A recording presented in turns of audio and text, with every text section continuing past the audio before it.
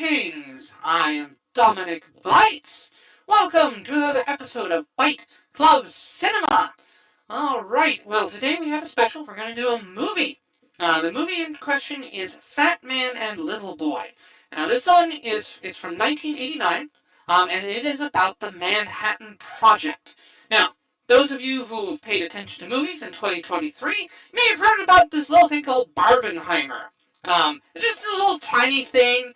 It didn't make a whole lot of money. I think it fizzled out. Like, combined, they only made like $2.5 billion. Oh, yeah. So Oppenheimer, as everyone knows, came out in 2023, starring, actually I forgot his name now, but a good actor as Oppenheimer.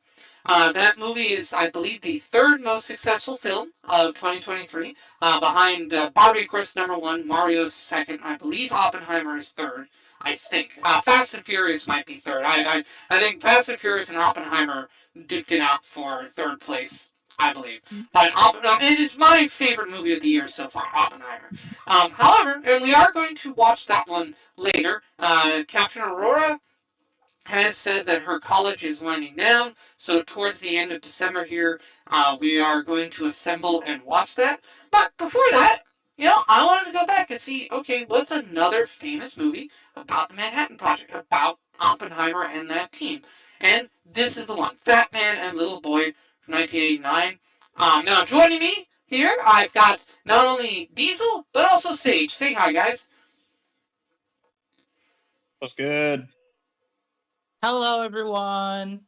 Yes, you may remember they joined me before for the Barbie movie. Sage, oh yes, and they also joined me for Willy's Wonderland. That's right, that's the last one we did together. Sorry, it's been a little bit. We're trying to make a regular thing of this. It's just I keep running into problems because I'm not a morning person, unlike these two freaks. So I struggle to wake up. I work 12-hour shifts. Yes, exactly. So I don't know how you do that, man. I mean, I do a 12-hour shift, but mine's very slow.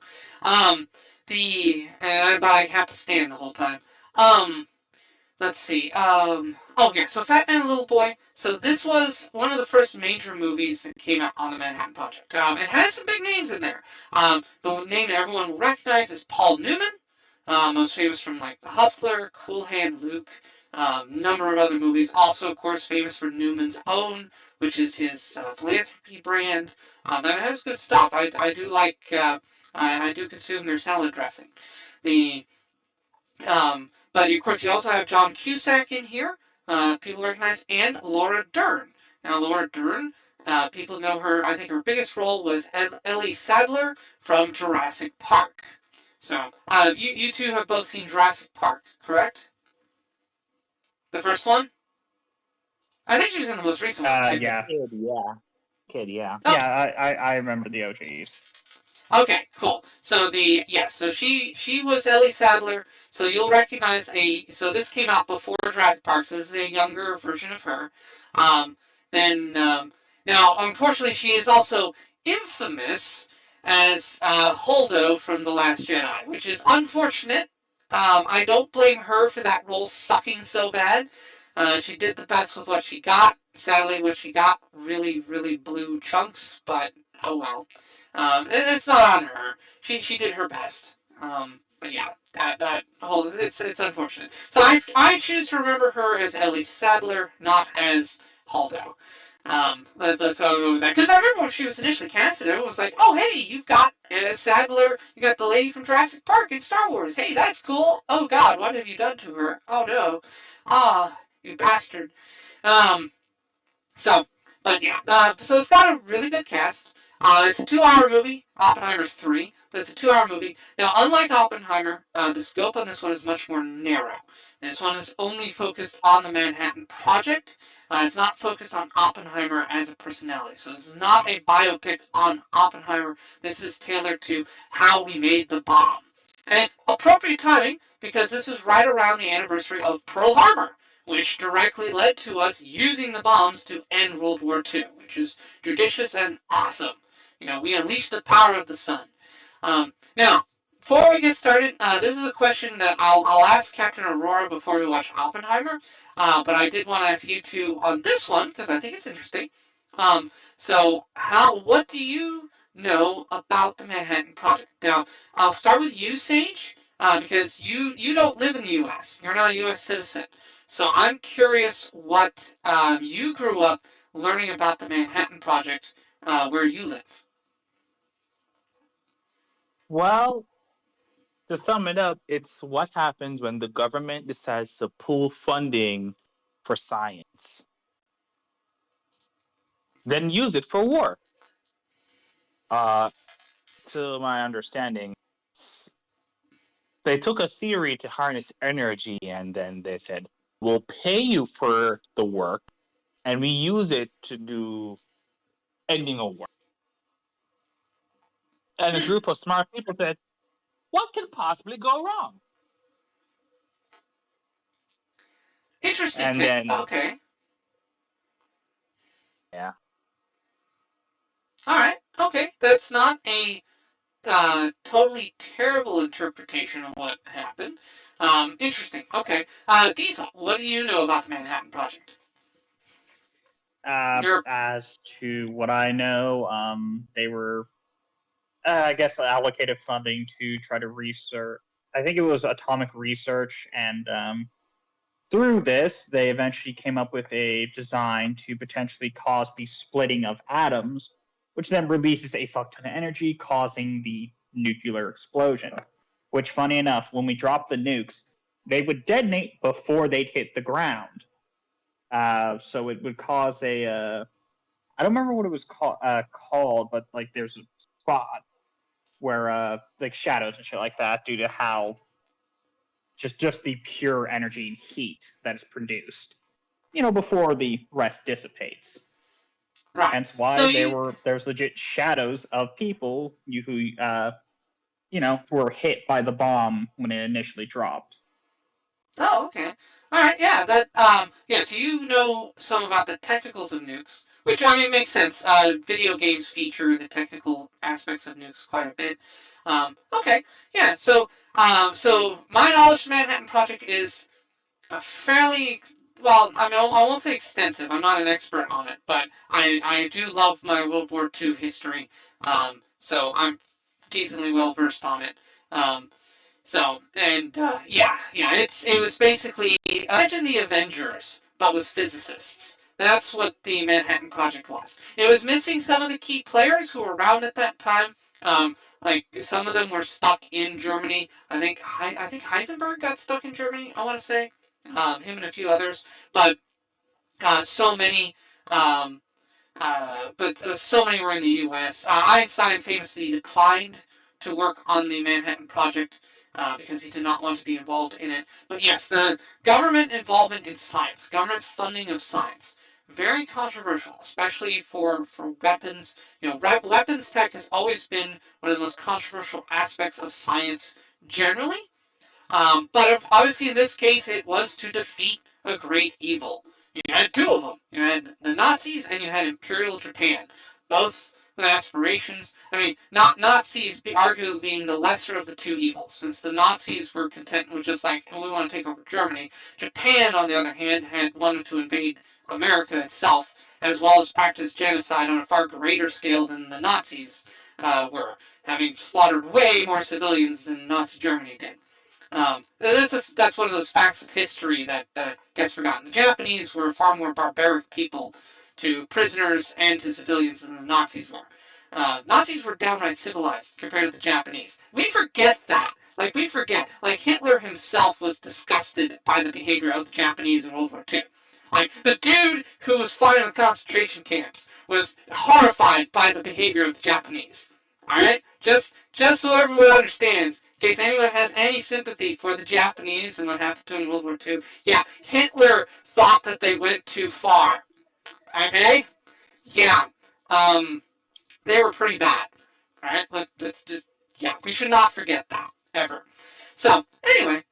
Hey, we got Sniper in the chat. Thank you for being here. Sorry, I got strong opinions on World War II topics. It's just one of those things for being a history major from college. In addition to my other things, I was a history major.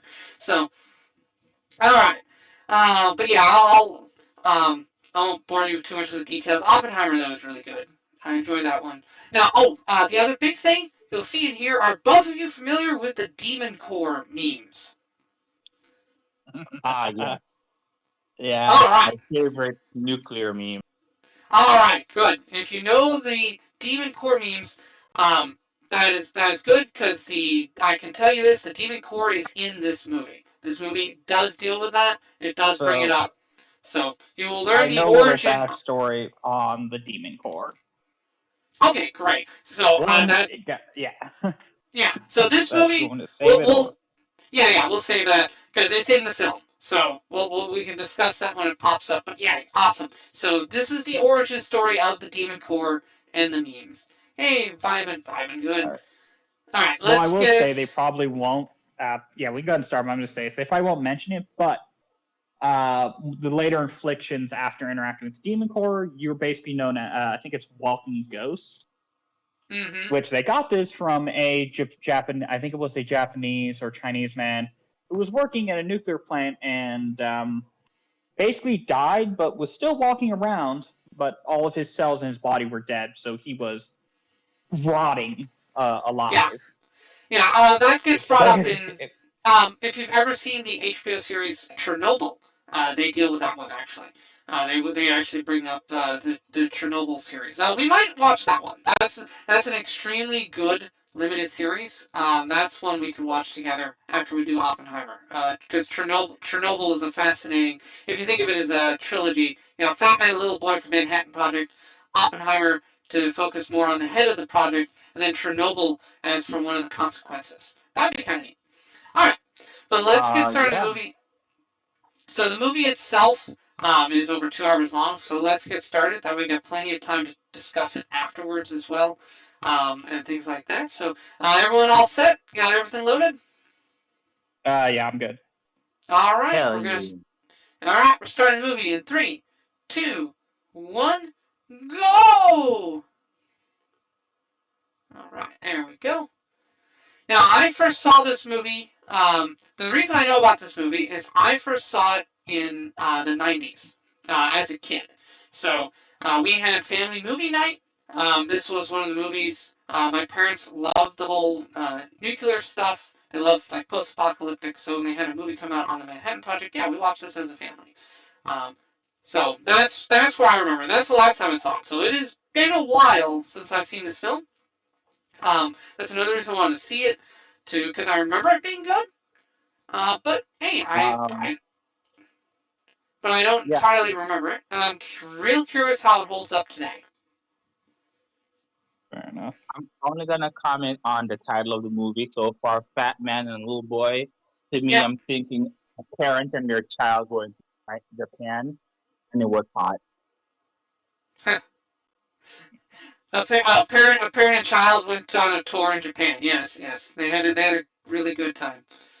Oh, and I didn't realize the music is by Ennio Morricone. So, for those who know their westerns, that's the guy who did the soundtrack for Good, the Bad, and the Ugly, A Few Dollars More, and Fistful of Dollars, the Sergio Leone spaghetti westerns. Very famous. Also note, I am still suffering a bit from the cold, so I'll try to mute myself when I have to clear my throat and stuff. Alright. 9 months since Pearl Harbor. Alright. Before Pearl Harbor? No, since Pearl Harbor. So this is 9 months after Pearl Harbor in 1942. Pearl Harbor was 1941. No, fair enough. So America has entered World War II officially at this point. Because Japan didn't listen to Hitler and they bumped up the timeline. Japan was not supposed to attack America when they did. They screwed up. Because Hitler told them, don't get America involved. We're going to lose if you do. And then they did it anyway, and they lost. So Hitler was like, why? Why you do this? Yeah, it was their hubris. Mm-hmm. Oh, The yeah. pride before the fall. Yes. No, that's very accurate.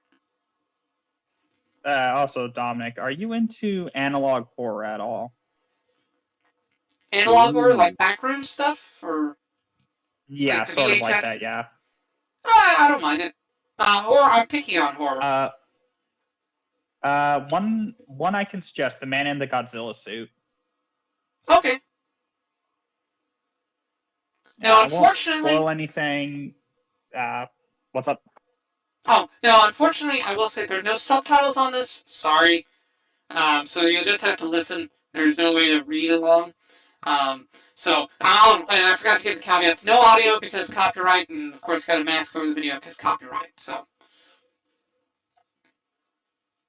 y'all along for the ride because Dominic didn't print us out the script for us to pretend to be the characters and read along. yeah.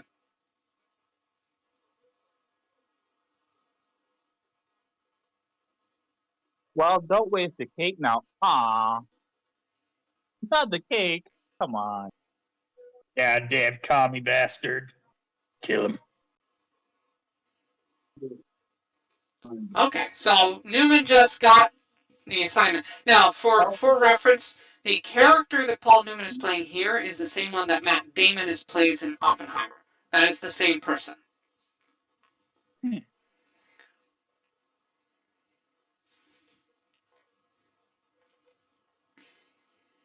All right, so when do we get to the hookers and cocaine?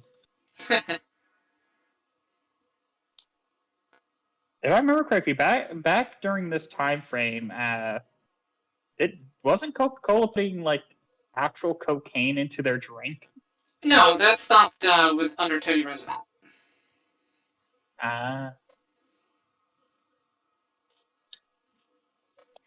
Okay.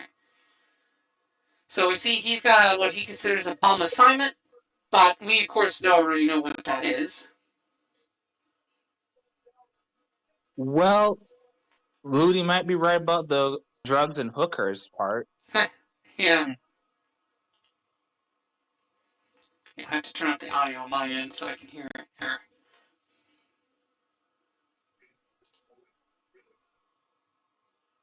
Look, Colonel, if you want that promotion, you're gonna have to do some things that Oh, are gonna haunt you later on. Well, things they do to win a war. Yeah.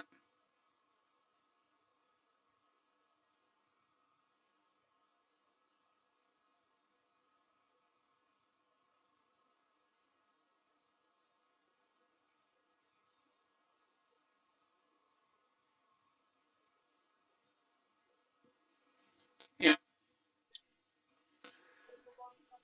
Now, I don't know who this character is specifically. Is this... I think this is the guy who did the first pile.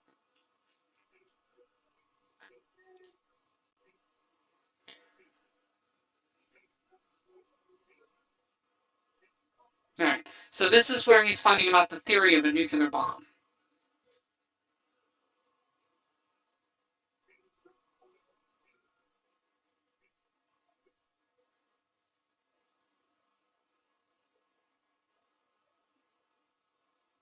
All you did was give him an idea how to do it and the fear that his enemies can do it. You lost your pitch.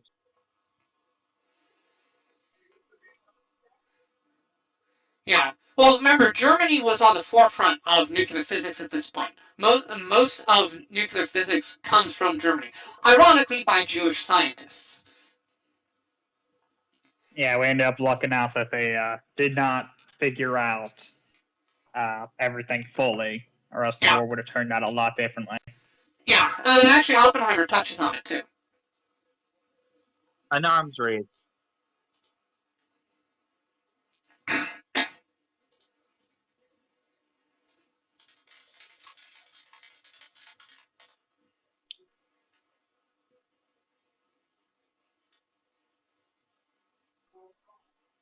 Yeah, so this is just them making the base nuke, which then later on they eventually discover that you can make the thermal nuclear bombs via setting off a miniature nuke inside of another one.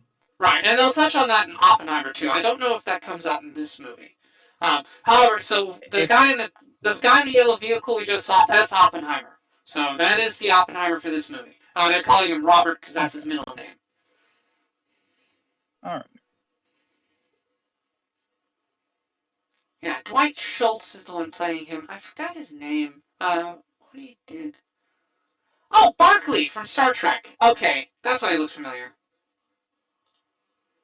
Ah, All right, boy, you're getting kidnapped.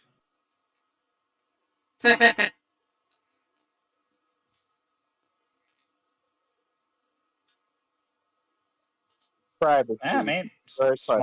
smart. Yeah, you can guarantee no spies can listen in easily. Yep, exactly.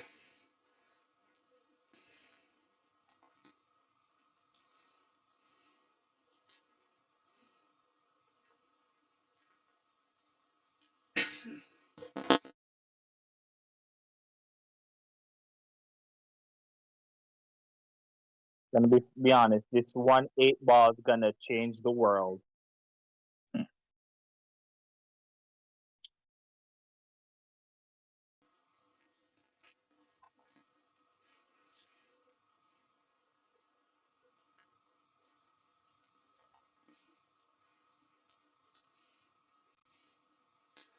It's funny Yeah, that I mean, that it's statement is true and false at the same time. yeah, yeah. Well, what's interesting, yeah. So Oppenheimer, so what they're doing is they're reflecting on Oppenheimer's personality, giving you some easy info.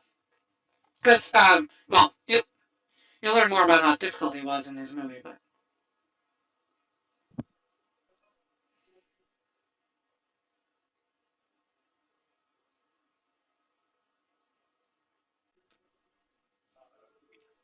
yep.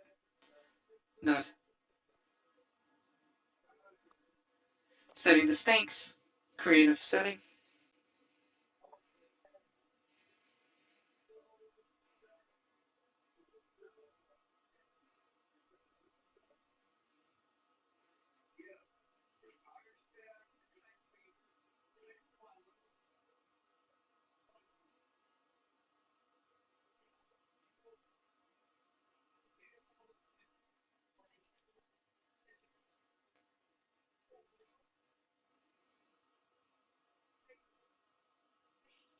Who would have thought pitching a very violent think tank would work? Yeah, basically. Well, Arthur yeah. C. Clarke um, wrote on this.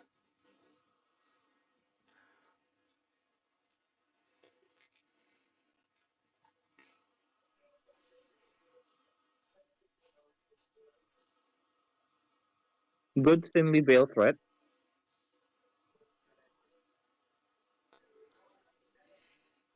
Yeah, yeah. We'll see later. There was a lot more reluctance for bringing him on than this movie lets on. But it's interesting too. The shot composition and lighting are. You could tell this is an '80s movie. And this is a very '80s looking film. And we'll see It's this contrasted brighter. with Oppenheimer. Yeah. Well, this is before gray as artistic became a thing. Yeah. They Yeah. were aware that the world has color in it. Maybe we should use that in our movies. I prefer this a little bit, honestly. Although some of the scene compositions here are a little bit simple, I guess, compared to modern day. They've gotten more experimental with time, but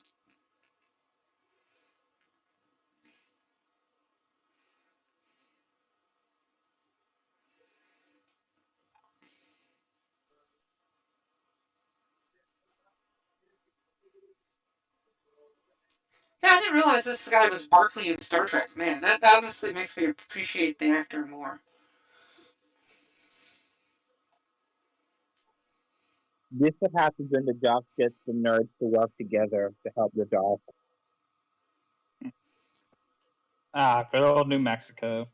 Yeah, Fermi. Fermi was the guy in the bathtub. I think. I think that was Fermi was the guy who manned the pile in Chicago.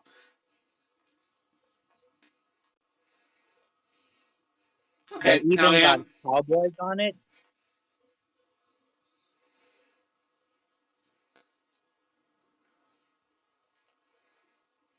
That's a dirty truck. And a dirty car, baby.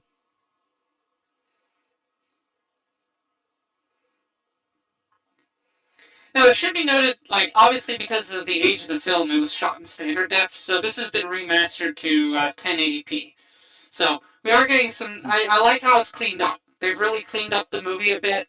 Um, I like the detail and stuff. Obviously, when I saw it, this was before HD was a thing, so I saw it in standard def.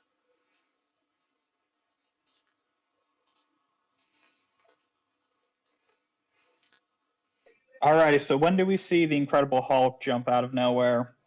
Not yet. Remember, they have to split the atom. Yeah, they got to get the devil energy from the one below all. Mm-hmm.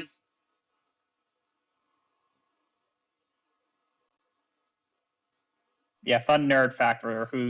Those who don't know, Hulk gets his power from the MC universe's version of the devil, the one below all. Yeah. That's what Gamma is.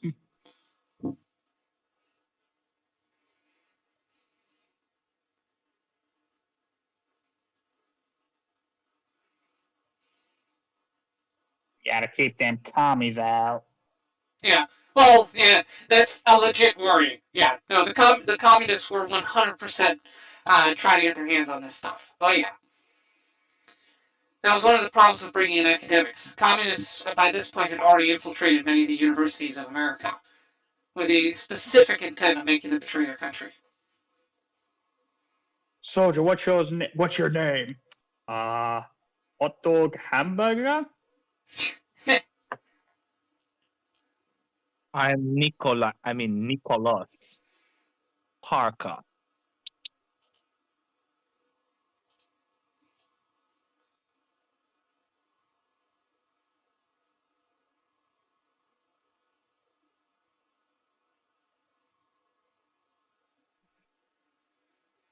Yeah, now you can see, Paul Newman is clearly the main character in this movie.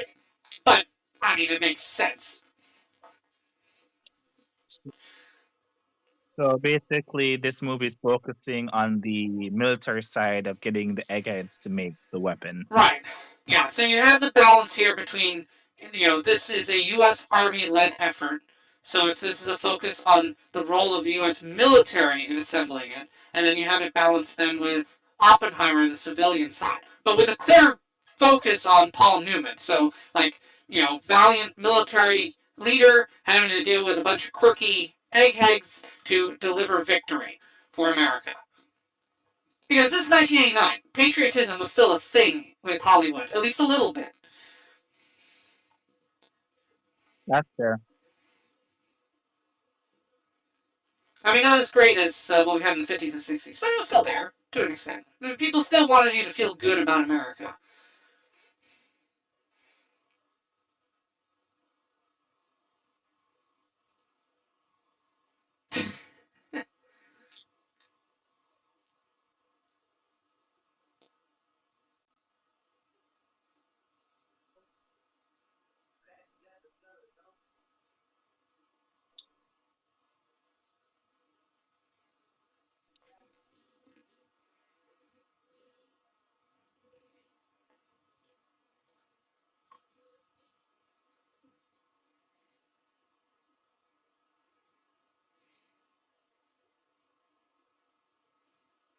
Now we have John Cusack. He's our other big star in this. Now, quick note. So John Cusack's character here, he's fictional. What they did with him is they had him play a composite character who represents many different scientists. So what happens to him happened to several different people in the Manhattan Project. But his character specifically does not exist.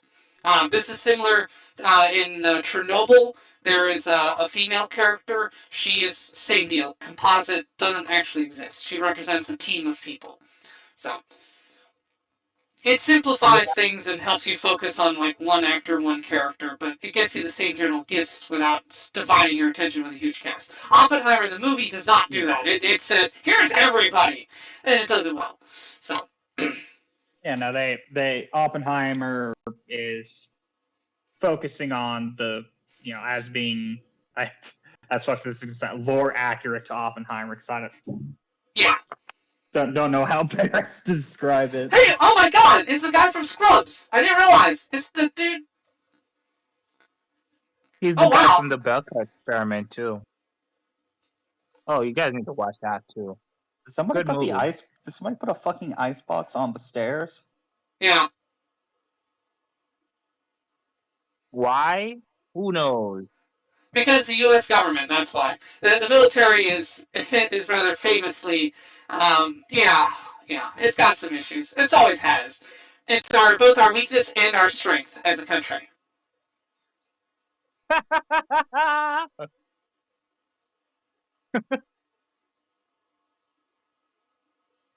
Look, maybe that scientist Oops. liked having cold stares. Who knows? Why do you need an icebox on your stairs? I can't work unless my stairs are cold. Yes. Cold stairs are important for arriving at a solution. Cold stairs are an important key to nuclear division. Yes.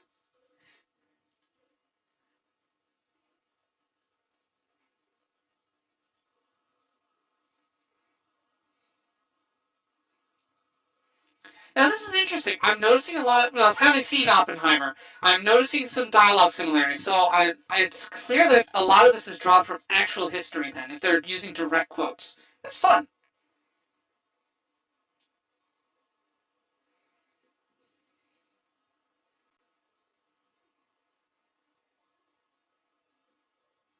Okay, I want to comment on how he's manipulating their egos Yep. with a difficult task to get them hooked on doing it. Yeah. No, Oppenheimer did tell them to get a bunch of people together and basically have the egos clash so that better results. Yeah. The reason Oppenheimer was chosen as leader wasn't because he was the smartest guy in the room. He was not, by his own admission, he was not the smartest man in the room. He was one of them. But because his personality and understanding of human, he was a little less autistic than everyone around him. He knew how to pit them against each other a bit better. He understood psychology more. Yeah, he was more of a leader than any of the other scientists. That's why.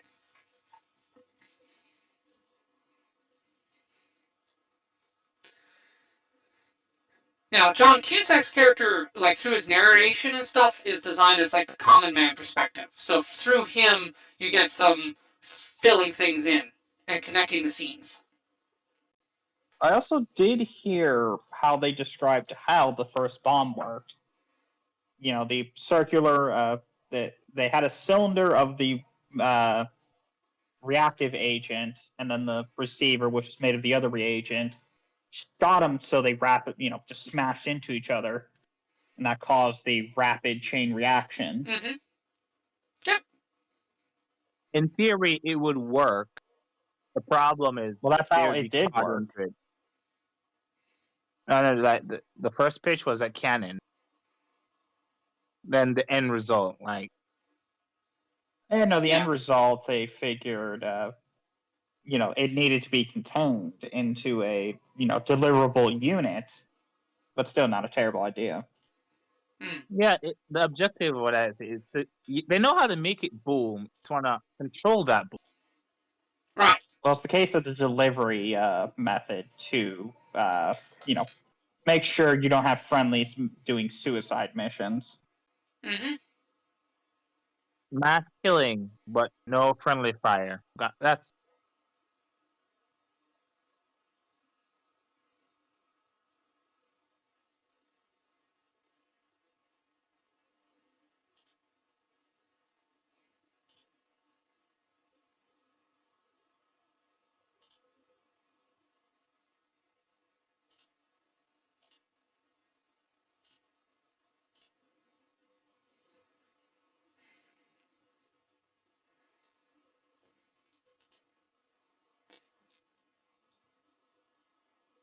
Now this is, I remember this scene as a kid.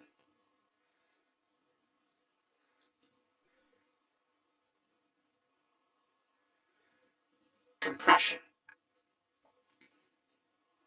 Yeah, because your initial really thoughts. Funny. It would be really funny if this is the idea that caused the bomb to make someone squeezing a tangerine.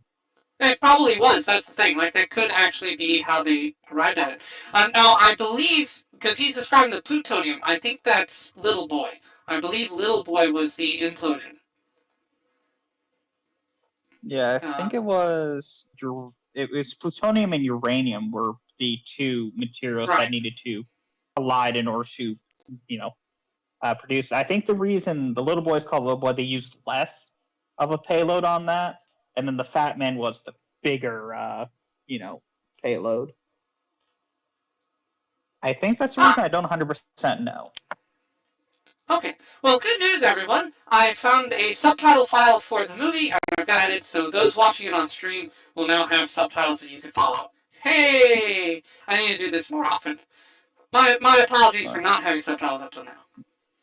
I know. Sage, you'd honestly be surprised. I can't name a bunch off the top of my head, but scientists tend to actually come up with these sort of, off the wall ideas off of just the simplest, things. Yeah. Oh, yeah. I mean, people, we once had a scientific breakthrough. I remember someone observed the way that coffee dries on paper, the fact that the way it forms rings and so on. So someone analyzed the composition of it and gave some interesting insights into water tension and all that stuff. So, yeah, really simple things like that can offer amazing insights. Einstein and the elevators. Elevators are what inspired relativity from Einstein.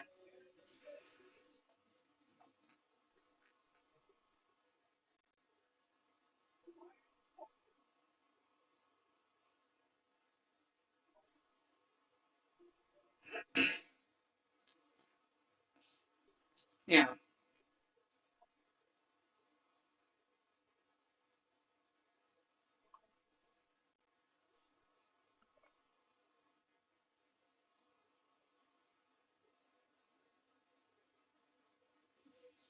Yeah.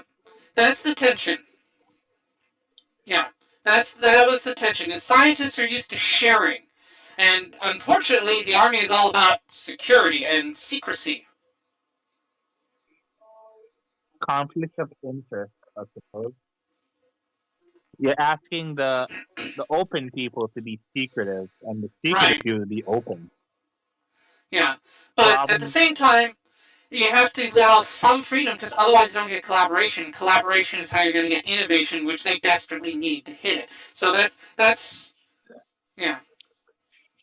Basically, they're trying to be like, well, no, they need to keep their ideas to themselves. It's like, well, no, that's not going to cause the end product you need. You get innovation through people taking other people's ideas and improving upon them.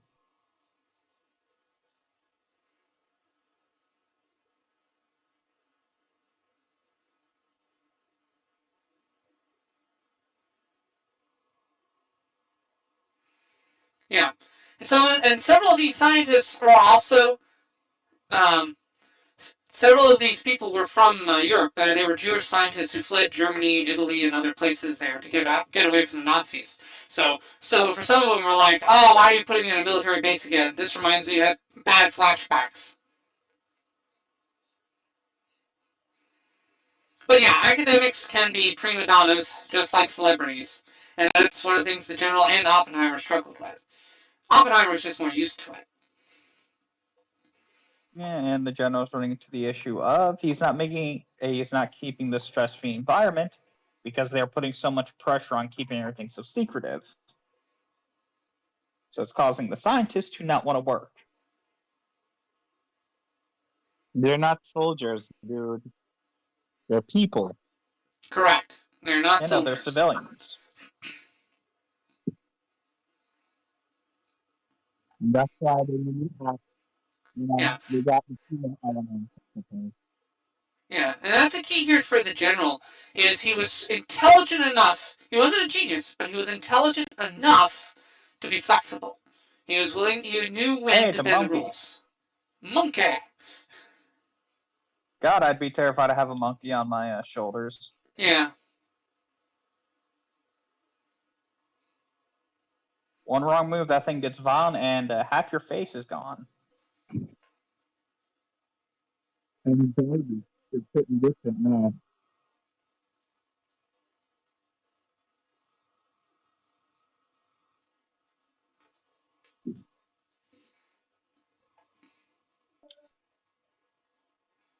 Huh. Now, if I had to guess, I think they're implying that What's the name of the Scrubs guy? I keep thinking of him as the doctor from Scrubs, and I can't remember his name. Um, but Or just refer to him as the Doctor from Scrubs. yeah, the doctor. Yeah, so I think what they're implying is the doctor character is gay.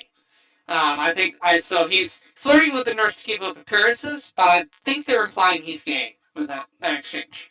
No, this is 1989. This is before you could just have a character say, "Yeah, I'm gay. I like guys." So they're just implying it carefully.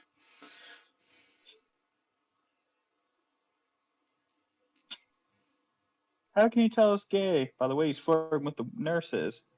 How's he flirt with them? Hey, girl, you got a nice non-penis. Actually, I feel like how the Scrubs guy would actually flirt if he was the other character. That's funny.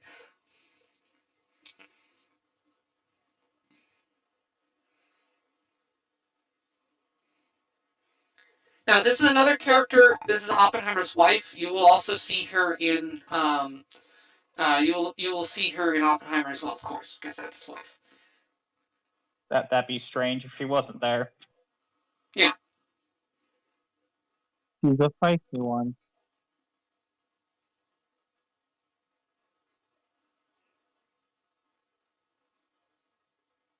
Now, that's something I can tell you is not in Oppenheimer, is the wife being corrected on her behavior in an appropriate, period-appropriate manner.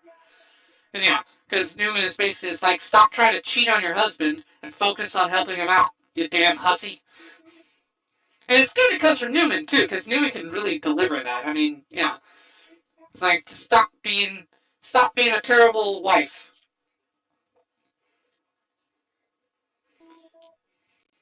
And I would not, and given what I know about her character, I would not be surprised if she actually did in fact, hit on the general. Oppenheimer's wife was not a very decent person. Mind you, he also had some serious issues too. They were both very messed up, sadly.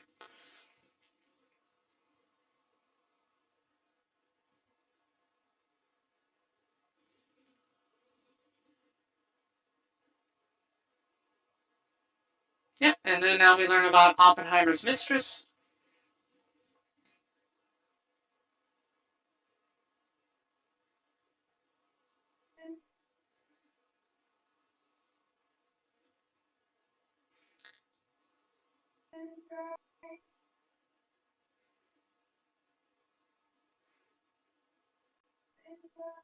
Now we see also some of the way the surveillance things. Now Oppenheimer should have been smart enough to know that the phone calls were being monitored. I don't know how he didn't figure that out, but maybe just the power of penis. yes, yeah. Penis basically. is a powerful thing, and will make you think stupidly. Yeah. Well, maybe he figured so long as he just kept it about a relationship and not divulging like, oh, this is how we're making the nuke, dear. That it would be fine. No, now the general's got blackmail on him.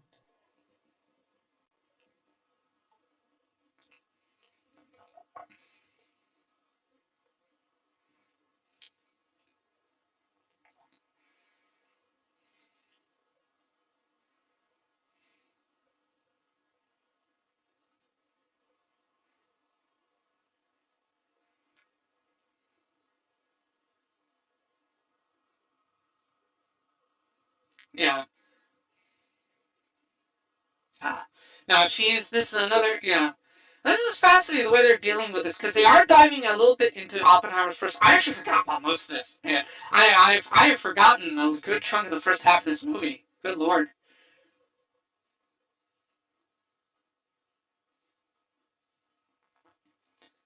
The general is also smart enough to know if he takes out Oppenheimer, he's got no liaison to these guys. He knows that Oppenheimer is keeping the quirkiness at bay to get results. If he takes Oppenheimer out, it's going to be unmanageable. Yeah, basically Oppenheimer is the key to the success of this. Yep. That's why he's willing to work with. Because if I remember correctly, Oppenheimer is a communist, isn't he? They'll get into it in the movie, but spoilers. Only kind of, sort of, in a vague general term. He never joined the Communist Party. He donated to their charities, but because he was a humanitarian. He was like, hey, you guys are helping these people. I'll give you money to help those people. Of course, what he didn't know is the communist charities were a scam. They were routing them into Stalin's hands. So, but he wasn't aware of that. Oppenheimer was naive. Is a great way to put it. Politically naive, philosophically naive. If anything, he's probably more closer to a Marxist than a communist. Yeah, sort of. Like, he had a vague general sense of, I want to do what's good for people, because being nice is a good thing. So, that was basically his stance. Okay, yeah, no, so it falls more in line with Marxism. Yeah, a little bit. Collectivist. Than Humanist, what collectivist. Stalin and them devolved it into. Yeah. Well, let's see. Stalinism, Marxism, yeah, but, yeah. And now his brother was way more into, like, pro-Stalin stuff. And there were, like, pro-Stalin elements were all over the place.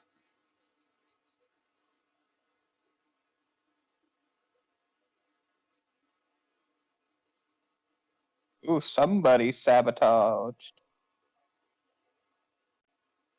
Why are you running towards the explosions, you dumbass? Oh, that's why.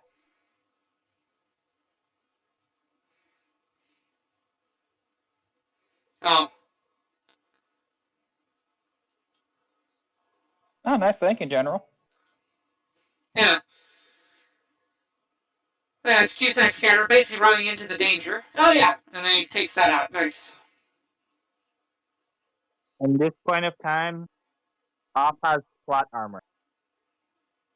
Yes. Yeah, Oppenheimer can't die here because, well, yeah, he doesn't. He just actually doesn't.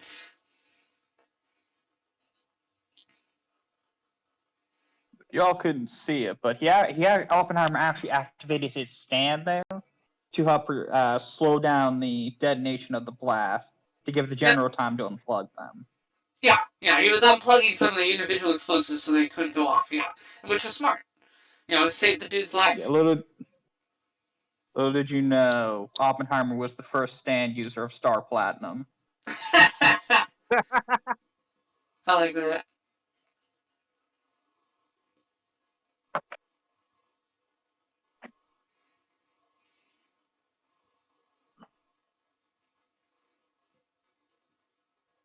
We will not discuss the nature of man because it's complex and annoying to think about. Yeah.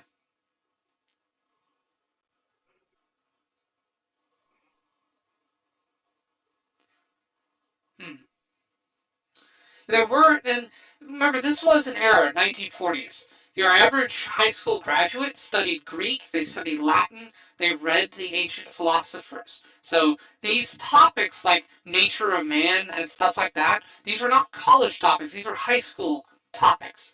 And for someone to be educated enough to be in Los Alamos, like someone like Cusack's character or others, they have read many of the philosophy books of that time. They are capable of contemplating philosophy. So, and they did. But they honestly should bring that back to high school. I agree. That's a recent quote was, we've gone from teaching Greek and Latin in high school to teaching remedial English in college in only 100 years.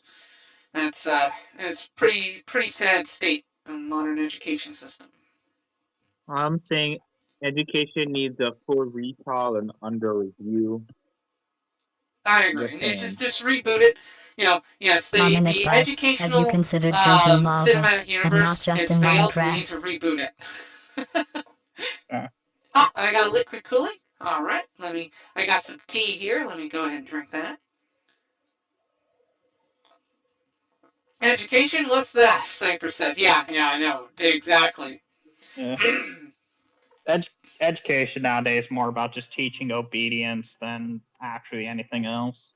Oh, that was alright, to be fair, that was always the case. And starting in 1900 with John Dewey, that was always the case. Fair enough, but you got to admit it's been increasingly just taking out more and more important things to just remedial shit you will never use. Yeah, it is. It just it is teaches, definitely just listen to whoever is telling you. Yeah, it is definitely more blatantly that today than it used to be. Before, you at least you at least now and then got something handy like home ec, or we used to have shooting ranges in high schools. Those were handy, but yeah, these days, yeah, a lot less. Well, they never really took out the shooting ranges. It's just targets Okay, all right. changed. Yeah. Oh God. All right. Hey, Pumped up kicks and I all. can make Yes. that joke. I was that kid. At least the jokes were I was that kid. Yeah, there you go. You get a background on Tacklock. So yeah, he was more of like he knew that fascism was bad, so he didn't like Mussolini. He didn't like Franco in Spain. Um,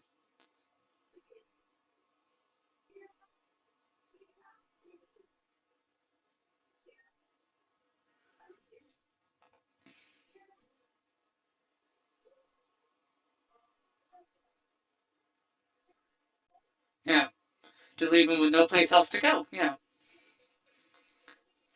but I like how the way they are depicting the tension around Oppenheimer's role, because yeah, he was like politically sketchy. He associated with very sketchy people. He himself was okay, but he associated with sketchy people.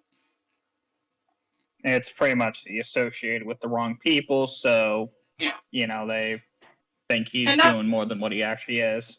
right, and not just him. To be fair, a lot of academia, especially at Berkeley, which is where Oppenheimer was from, was heavily infiltrated. Like so, many of the social circles for academia were full of Stalinists and communist agents. It was a really, really common issue that the military was very aware of. And that is, by the Basically, way, guilty by association. right. And that's what directly led to McCarthy, was because the communist forces did so well at infiltrating the U.S., the whole McCarthy thing was to try to get rid of him. And he failed, ultimately.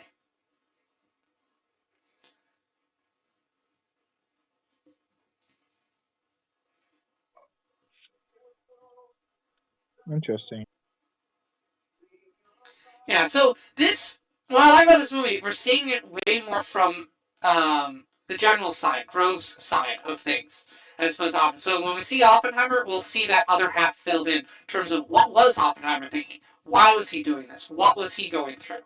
But here we're seeing it from Grove's side, which is you're putting the operation in danger. You're threatening victory for, some hussy. I want to make a case that yes, we're in war. We're on a tight deadline, and Mm-hmm. if any information gets leaked, we're screwed. But Yeah, I need you to keep these eggheads in check. yeah. I understand you're in love and all that, but he's a Yeah. security risk, dude. Yeah, by the way, also, this is, again, 1989. This is when we understood that communists are evil. So that's why they're saying communist, communist, communist. Because it was understood that if you're a communist, you're a bad person.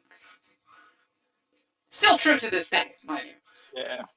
Yeah. Fascists and communists are bad people, generally speaking. It's just due to the fact that communism is all commonly associated with fascism, due to most of the time It's evolving like into fascism or some form of fascism. totalitarian. Don't say fascism is its own particular system. Totalitarianism or authoritarianism are better statements. Fascism and communism both lead to authoritarian control, and that's why they're bad. If it wasn't Any, obvious, when it comes yeah, to political stuff, I know the basics, but I'm don't not in worry. depth with that sort of knowing It's okay. names. I'm not interjecting to make you feel bad. I'm just interjecting to be like, oh, hold on, just in case someone is going to post in the comments and say, oh my God, you got that wrong. We're not equating communism and fascism. We're saying they're both forms of totalitarian / authoritarian stuff, and they're both bad. They're both, any system where a petty bureaucrat gets to tell you how to run your life is bad. That's a bad thing, and I think we should all agree on that. Bureaucrats And suck. again, it's a case of communism is a good concept on paper, but For does not really execution. factor in human well into it. Correct. Yeah, it's like anarcho-capitalism. Anarcho-capitalism has the exact same issue. Doesn't factor in human behavior. Any Perfect viable. for a machine. Oh It's yeah, perfect if it was for machines, but any viable system of governance has to account for human behavior. We often forget that, yeah, the most basic human behavior is if I put in more work, I expect more return. Yeah. Like Now expect that's more return. Now that by the way, that's Oppenheimer. Frank is his brother.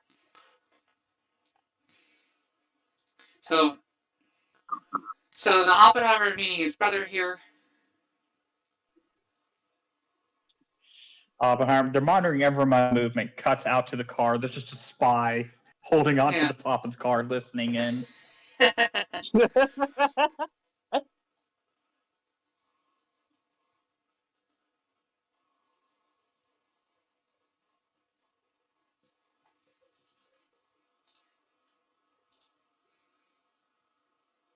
Sucks dick. Make it a quickie. You have 12 hours to blow her back out and get back to work. What I'm thinking what's going on. That's more than enough time. Yeah. So this After is the all, character. it isn't her or... Hold up, I got this joke. After all, Okay. it isn't her or his orgasm, it's their orgasm. That. Nice. Let's go. Alright. That was pretty good. Now, this is the character that Florence Pugh plays in Oppenheimer here, this blonde. And I gotta say, Natasha Richardson, who is this actress, actually looks better than the real thing. Florence Pugh is a little closer, also better looking than the real thing. The actual Jean Tatlock wasn't all that much of a looker. Bro, I'm gonna say, damn, these people in the packed lungs should be freaking invincible. They smoke like they drink water. Yeah, they did that. I mean, it was the 40s. Well, this is one reason why, like, if you compare a 50-year-old today to a 50-year-old back then, you could see a world of difference in terms of how they age. I called it. Blew her back out. Let's go. Yay! Yes. Tasteful sex scene here, because the movie's PG, I think. I think the movie's PG. So. And you watched it as a kid? Wow. Well, yeah. I mean, it's PG. I mean. Look, they showed one titty. PG, they get one titty. Something like that. It's either you get one titty or you get one fuck. You use it wisely. Look, I'm thinking she's into the mystique of him not telling her what's going on. It also could be she's into smart people, like Marilyn Monroe was really into Einstein because he was really smart. Now there's a ship for you. Albert Einstein and Marilyn Monroe have a kid. That would be cool. I want an anime with that, please. A part of me is that I mean, hell, she would have been down to hook up with freaking Einstein. smart and hot. In fact, I'm the smartest man in the room, but I'm the most charismatic person in the room. I want to see how that goes. Weird. I mean, that's basically what Oppenheimer is currently. He's got a wife Okay. and a mistress, and he's corralling the autistics. Yeah. Now, actually, interesting. So you saw her boob in shadow there. This is PG-13. So in PG-13, you could have like shadow casted nudity and be fine. Obscured nipples essentially. So these days it would bump it up to R. Fair enough. That would have been hilarious if they cut away. Just in the shadow was just Oppenheimer, and we see he's like hung. Yeah. That would have been hilarious.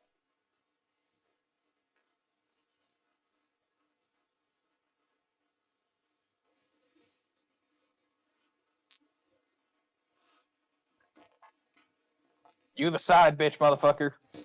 Learn your place.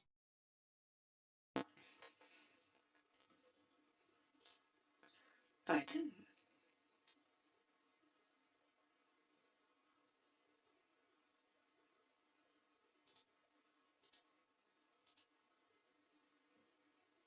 He's becoming death, the destroyer of worlds currently.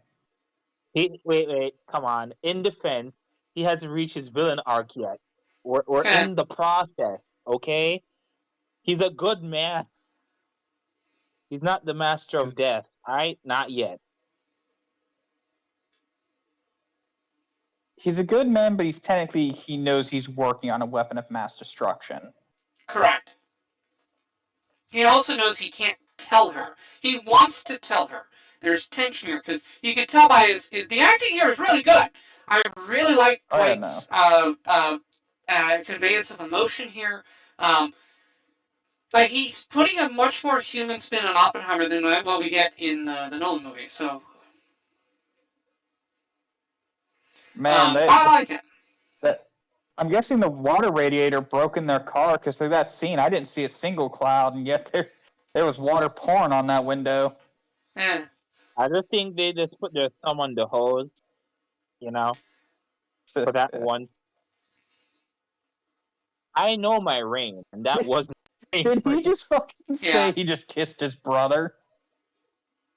Yeah. That is hilarious. He's gay, gotta be a commie. Well, not to put too fine a point on it, yeah, no, people did associate that, and there was a reason for it too, because the communists did in fact recruit gays and lesbians because they were outcasts. Communists, the Stalinist agents would deliberately recruit outcasts from society because they had a reason to betray the country.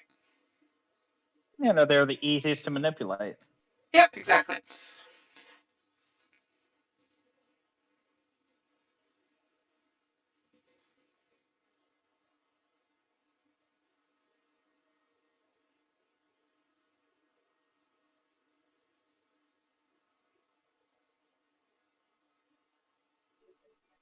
Getting pissed off to prove you wrong.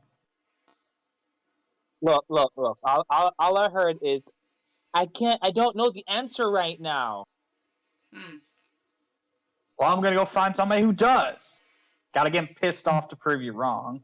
Don't treat me like I'm second fiddle. I'm smart, trying enough to solve this. No, I'm gonna find something. Don't do that. Yep. Well, yeah, if he you do pushes solve it, then you get the cookie. Yeah. He knows exactly how to push their buttons to trip their ego into getting them motivated to keep working.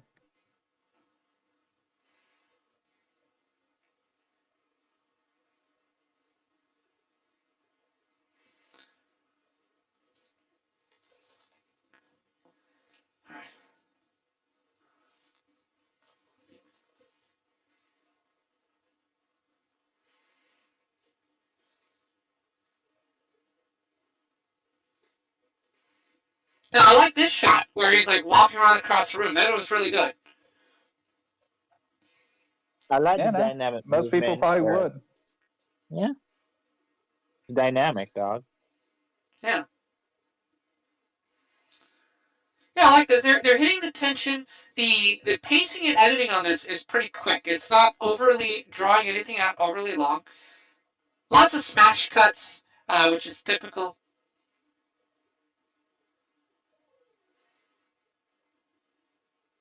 Yeah, they do good enough to hold on the scene for as long as is needed.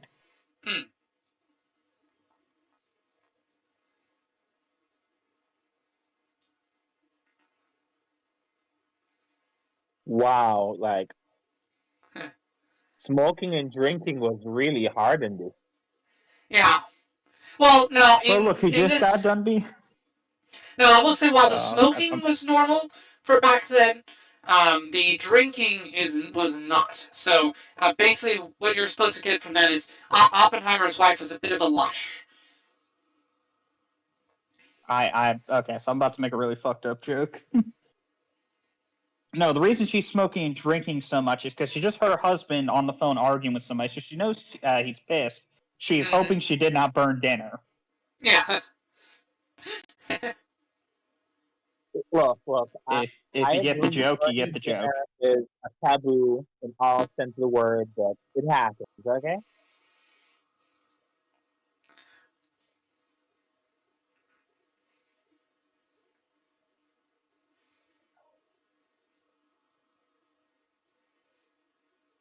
I don't know why that dude just looking so happy and then just face dropping was so fucking funny. Part of me is saying he's gay and he's sad that the dude's not there, and the other part of me is he's straight that he's alone with the girl. I can't tell. Well, I think he was happy. I can only see the top part of his mouth, but he was just grinning his teeth. Yeah. Yeah, he's not the. Yeah, he's just. You know, he likes the nurse, but the nurse also likes him.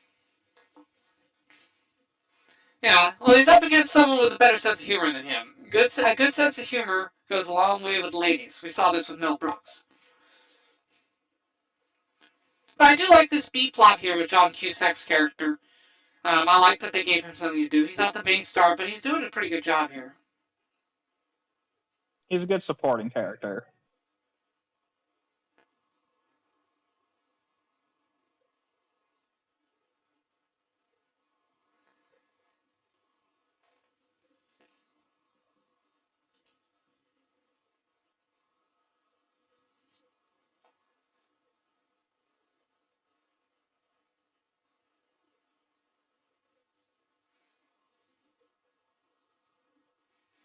Oh, hey,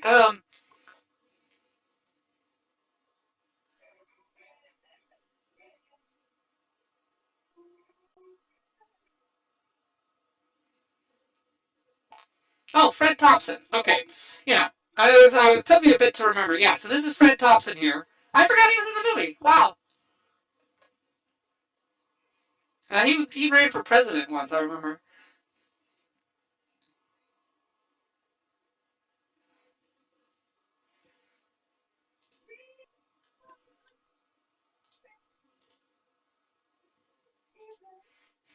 I'm Yeah. just gonna say, Dom, quick question. Huh. Role of history thing. Did Groves actually got a promotion to outrank that dude, or I forgot. I think he did get a promotion thanks to the Manhattan Project. I want to say. yeah? I I was would just assume curious. he would have gotten one, considering he did assist in making a weapon that ended a war. Yeah, yeah. I believe he did get a promotion on.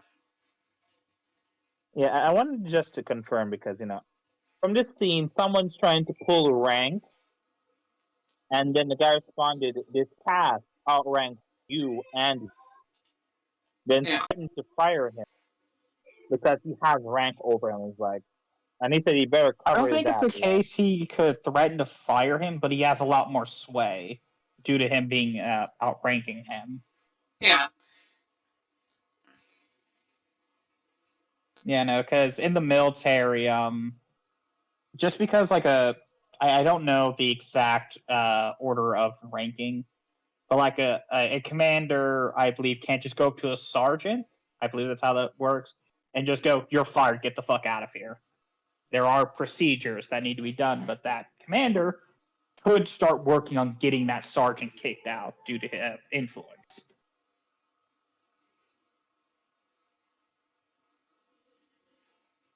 Well, Especially considering he may be only one rank under that guy. Yeah. I think the main thing is Groves and Eisenhower didn't get along, if I remember right.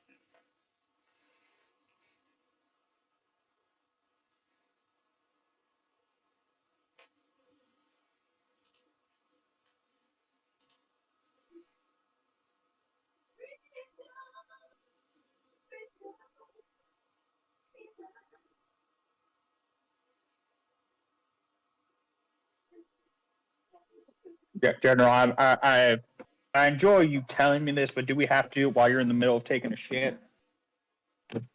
yes, Best time to tell you, Colonel. important. It's a matter of national security. God damn it! Critique to take a fat Good. shit. Yeah. General, you planning to wipe? No, I'm gonna let it dry. It's a matter of national Yeah. security.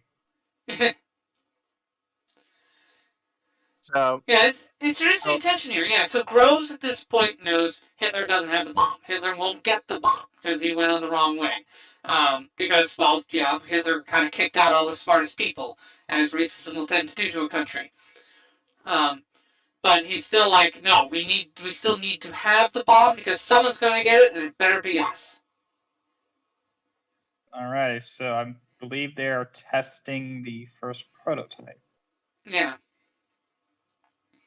which they're way too fucking. They better plan to fucking Yep, get up shape and go when charges. shit goes There down. you go.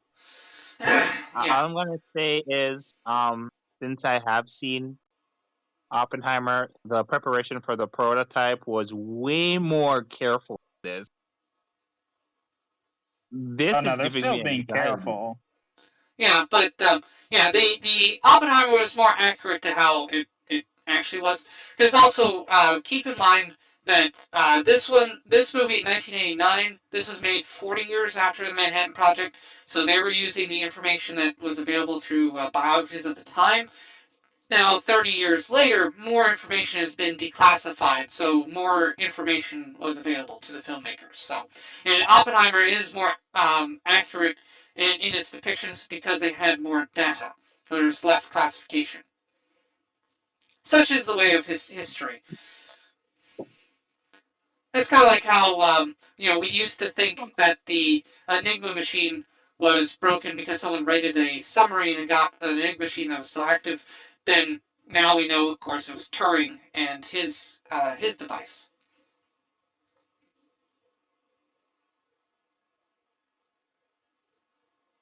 Okay. So he finds out about Tatlock's suicide.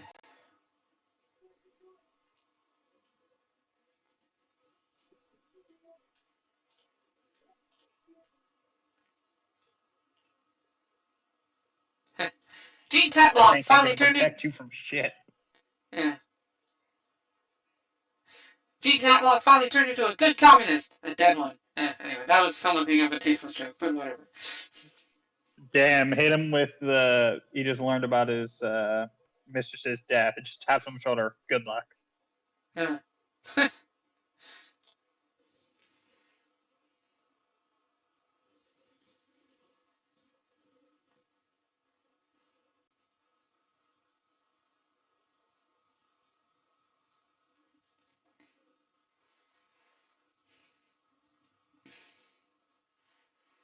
All right, so this is when they were testing to get compression going.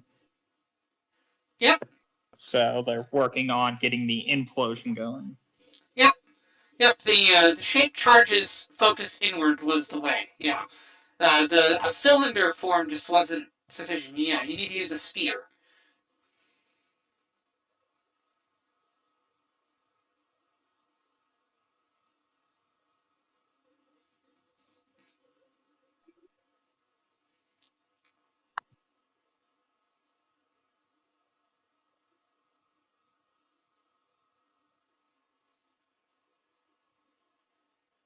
Interesting.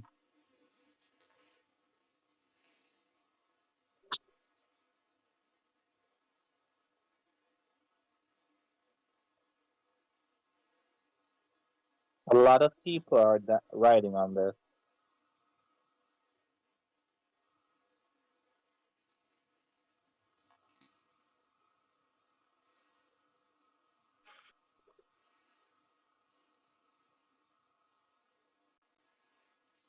Yeah.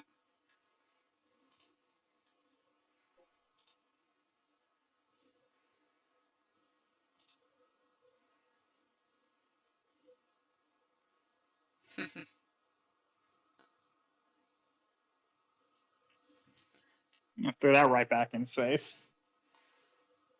Yeah. She knew about the mistress. She wasn't an idiot.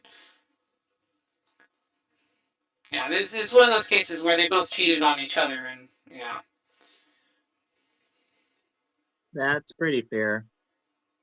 That's pretty fair. He was promiscuous. He was hoeing. Yeah. Yeah. They had their side Well, pieces. yeah. It was fairly emblematic of Berkeley of that era. Berkeley is, oh man, Berkeley has such a nasty, colorful history. Colorful in a bad way.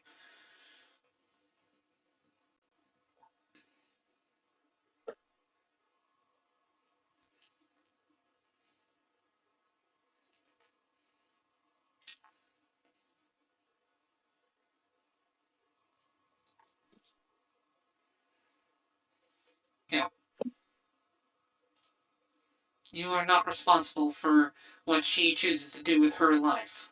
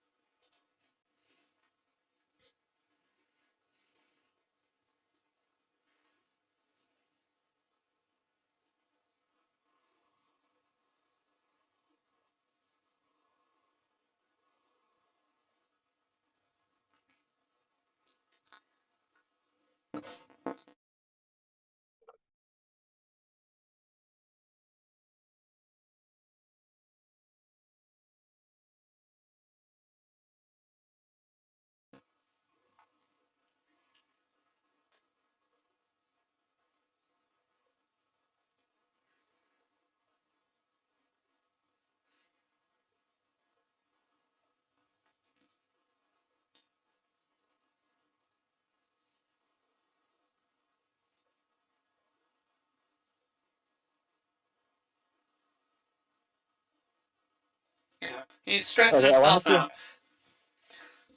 I want to see how Groot spin this around to his favor. Interesting. Yeah. One of the tricks with Oppenheimer, very bad self-care.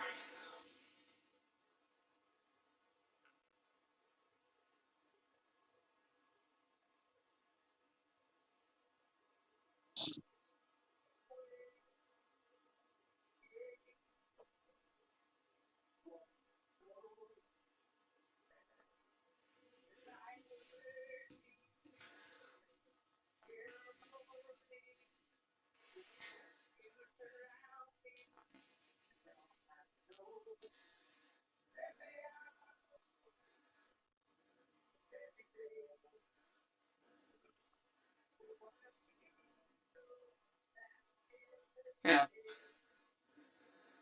Yeah, so he basically gave him permission. It's like, okay, take a break if you need it. So like here, going out for a horse ride, clearing his head, reconnecting with nature. These are good self-care methods.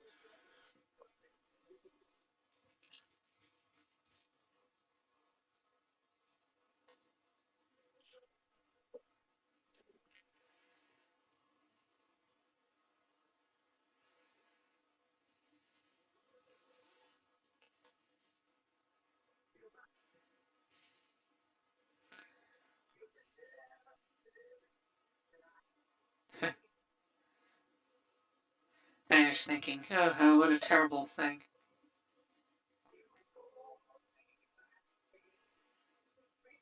It's about to be Brokeback Mountain up in here. Oh no. Yeah, testing critical mass. Absolutely nothing could possibly go wrong with that, right? I'm Worst case, just look. If it goes bad, then you got leftover calories. Just eat the material. Uh, I am afraid of that one box. No, keep that away from me. oh yeah.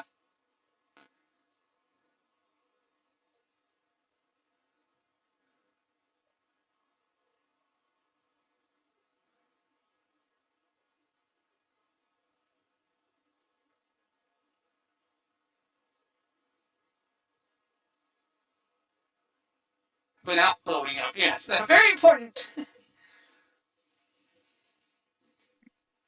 It's very important that they do not fuck up these measurements. Correct.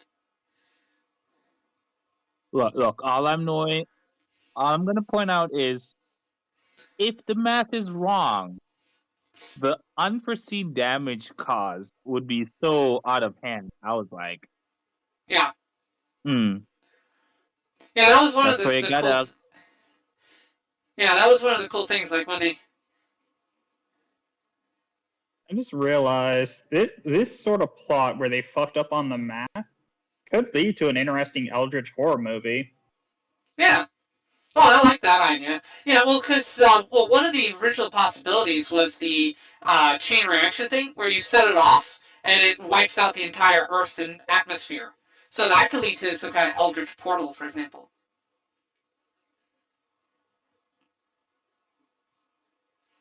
Yeah, VE Day, victory over the Nazis.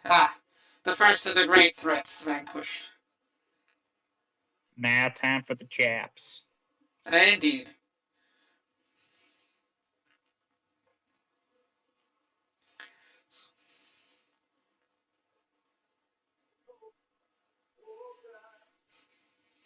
War never changes, baby. Yep. And this Yeah, is this where war, then the Fallout Cold begins. War. Yeah.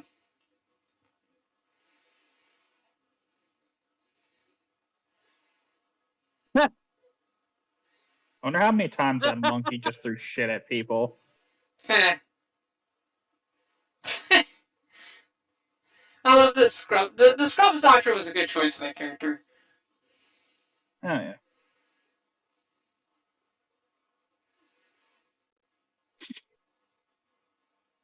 Well, damn. Yeah. Yeah, I wish I had that fucking level of confidence to do that shit. Damn. Hey. Nice. Well, I mean, she did say, hey, I want to kiss you. And he's like, alright, sure. I'm down with that. Well, He just went straight up there. I'd be fucking stunned. Yeah.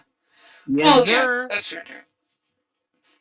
Also, well, it's also, she's very much the meme of, oh man, he's such a dork. Boy, I want to choke on his dick. Yeah, she is that meme, essentially.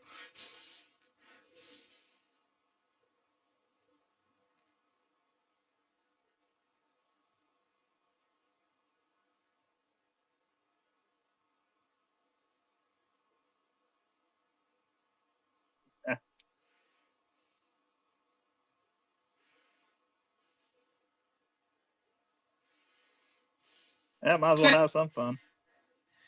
Okay, that's just funny.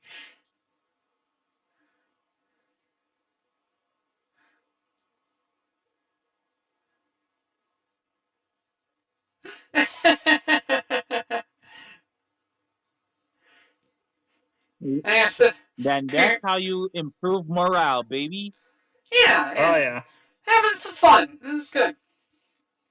If you can get the tightest asshole to loosen up, then Yeah, it's showing a good sign. exactly. It is. You see the Yeah, thing it's, about war, like if you can't get your soldiers to fight, you're gonna lose. exactly. Morale is critical. Well, that's why the Nazis gave all their soldiers meth. The early form of crystal meth was given to all the Nazis to keep them fighting. Because they're like, hey, this makes people Eventually, that energetic. started. Basically, it's just like, oh, we got a bit of a super soldier serum. I'm sure this won't go bad. Yeah. And then they started getting addicted, and then withdrawals started happening because they weren't sleeping. Yeah, And, The side boy. the side effects of meth were not well understood when they were starting to give it out. Correct. It was good during the initial, deployment of it, but Right. due to all the long-term things, soldiers were just dropping dead Yeah, from just basically. overexertion of the body. Yep, exactly.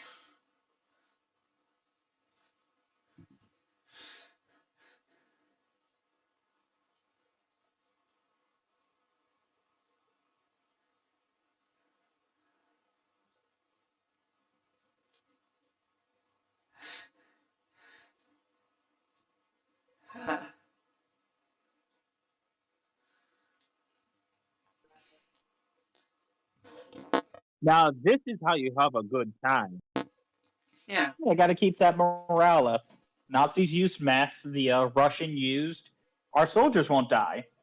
Our vast number of meat shields will. I thought they used vodka, but or potatoes. Same thing. Potato vodka.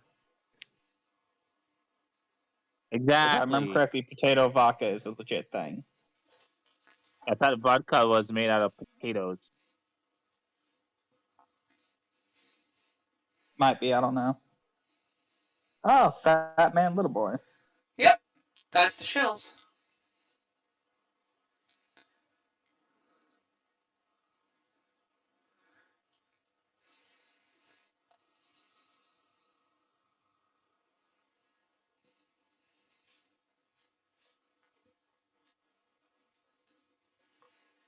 All right, now make out with them. Make them kiss. Ship the 2 bombs. Oh no. Oh god, Fat Man and Little Boy is a new yaoi. Yeah, personification of the bombs. There you go. Oh no. Japan would my do head it. immediately went somewhere with that. Oh god. Yeah, Japan would totally do that. Oh god. I'm sure someone has done it by this point. It's like, Look, you want to ship Fat Man, Little Boy, all right. The Fat Man could be a preacher. Little Boy could be the choir boy. oh no. Jeez. Okay, guys, you know what to do. Type in the comments. Yeah. Ship Fat Man and Little Boy. Oh no. Now, Fat is, who do you think tops? You think Fat Man's the top or the Little Boy's the top? Well, here's the Fat thing. Man's the bottom. I'll be.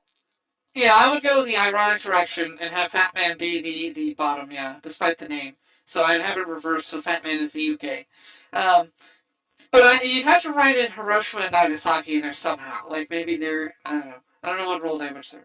Anyway, it's terrible. This is terrible. Immediately, I thought of a fucking plot. Oh no, let's not. Nagasaki and Let's not. Hiroshima are the evil exes. Okay, there. Actually, that's pretty good. Actually, I like that. There we go. All right, that's not bad.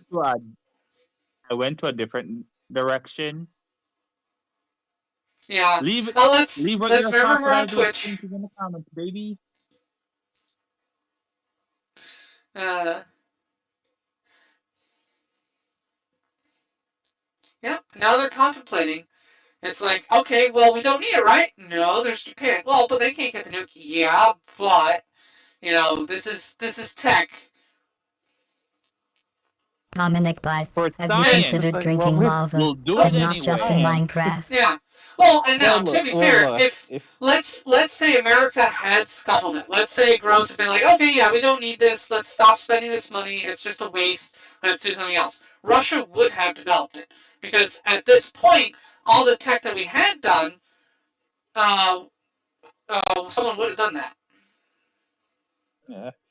Anyway, I was gonna make the fuck joke of, well, why do we need to continue? Look, if Germany has taught us anything over our victory, human test subjects are the best subjects. Oh, I thought Yeah, that nothing the for that cows one? had radiation. No, they're just getting shot.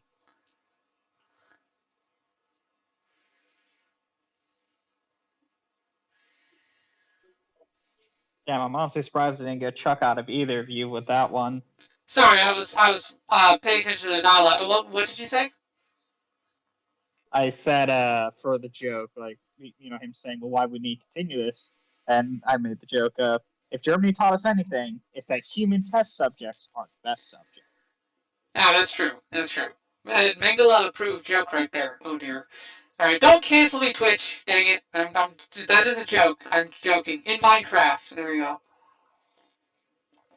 Yeah, it's hard to... Man, World War II topics get so finicky because of how touchy they are these days. They can be, but considering we're watching a movie based off this is the best time to make these jokes because they're That's topical. True. Quite true, quite true.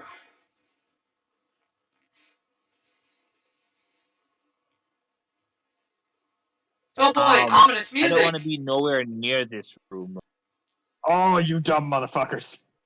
That's bad light. Oh, blue light, bad light.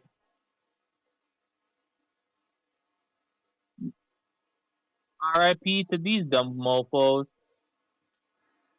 Is that the Demon Core? You'll see. Now that's a controlled reaction. It's supposed to do that. So it's a moment of criticality. They put concrete in there to shield them. So they do have shielding between them and it. This is before they discovered lead was the best thing to contain not- radiation, wasn't it? I'm not sure if it's before lead. That's a good question. Don't know. I would have to say it's before, or else they would have no reason to use concrete.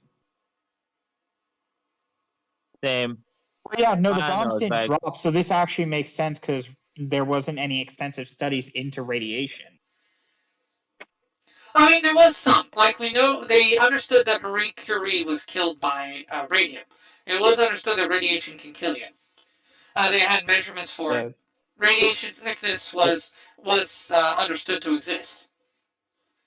Just, it was unusual. Yeah, but I don't think they had much. I don't think they had a lot of research into it though until the bombs Right. were dropped, and they worked with Yeah. Japan to actually study the effects of radiation in the human body.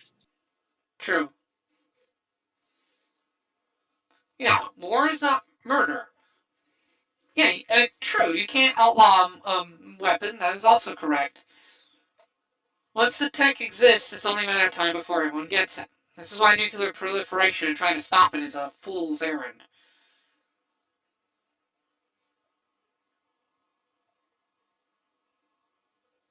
Which is historically correct. No, they are correct. Japan made their choice. Japan decided to attack America. Even Hitler was like, "Hey, don't do this. We're not ready." Oh God, why did you do that, you morons? So yeah, no, Japan chose to get America involved in the war. Very what also deliberate didn't choice. help was Hitler's decision to backstab Russia for Correct. no reason. Yeah, Hitler thought he was better than Napoleon. He attacked Russia in the winter. You never do that, even with modern tech.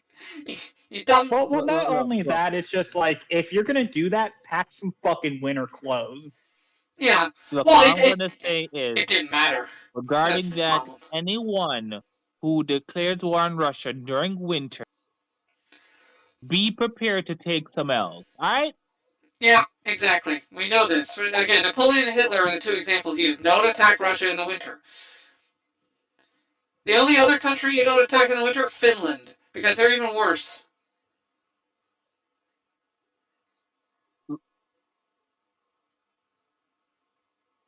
And the Russians learned you don't fuck with Poland when they have snipers. Yeah, that's true too.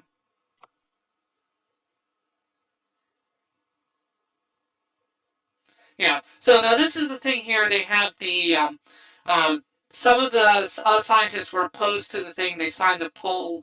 That's a real thing. Fermi and I think a few of the others legitimately did not want a weapon. There was serious debate. It's like, is it okay to make this weapon?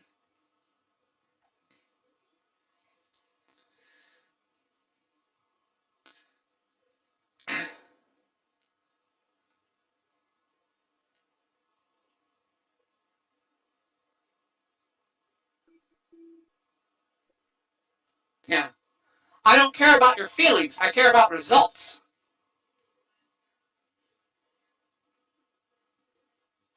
Give the bomb to daddy.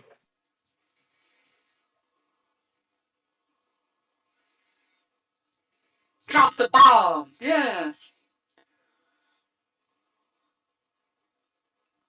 Yeah, that's Fermi. I keep thinking that's Mel Brooks, but it isn't Mel Brooks.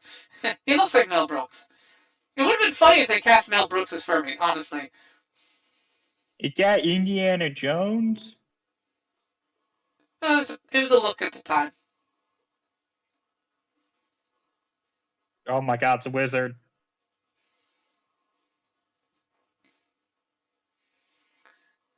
He's gonna cast Fireball. Oh no! He's attacking the darkness! Oh no! Dancers! Oh no. No, for real, it was an actual wizard. What? Motherfucking disappeared. If only they funded the wizard's idea to stuff 100 fireballs into a bag of holding And drop it on Japan.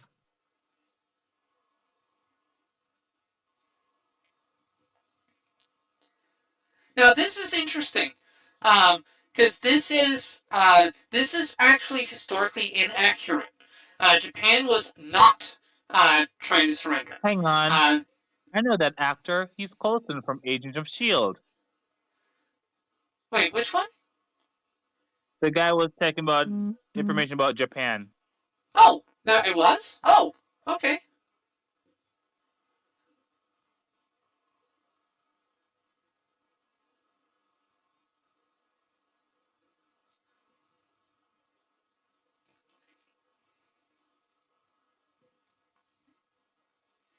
Now, this part is correct, yeah, because the big thing they were looking at was, because since Japan was not going to surrender, because we knew because by this point we had tapped Japanese lines, we had intel, we knew what the Japanese were saying to each other, so we knew that the generals, Japanese generals, were not going to surrender. They were giving orders and instructions to fight to the last man. Not only military, but they were getting civilians ready to fight to the last man.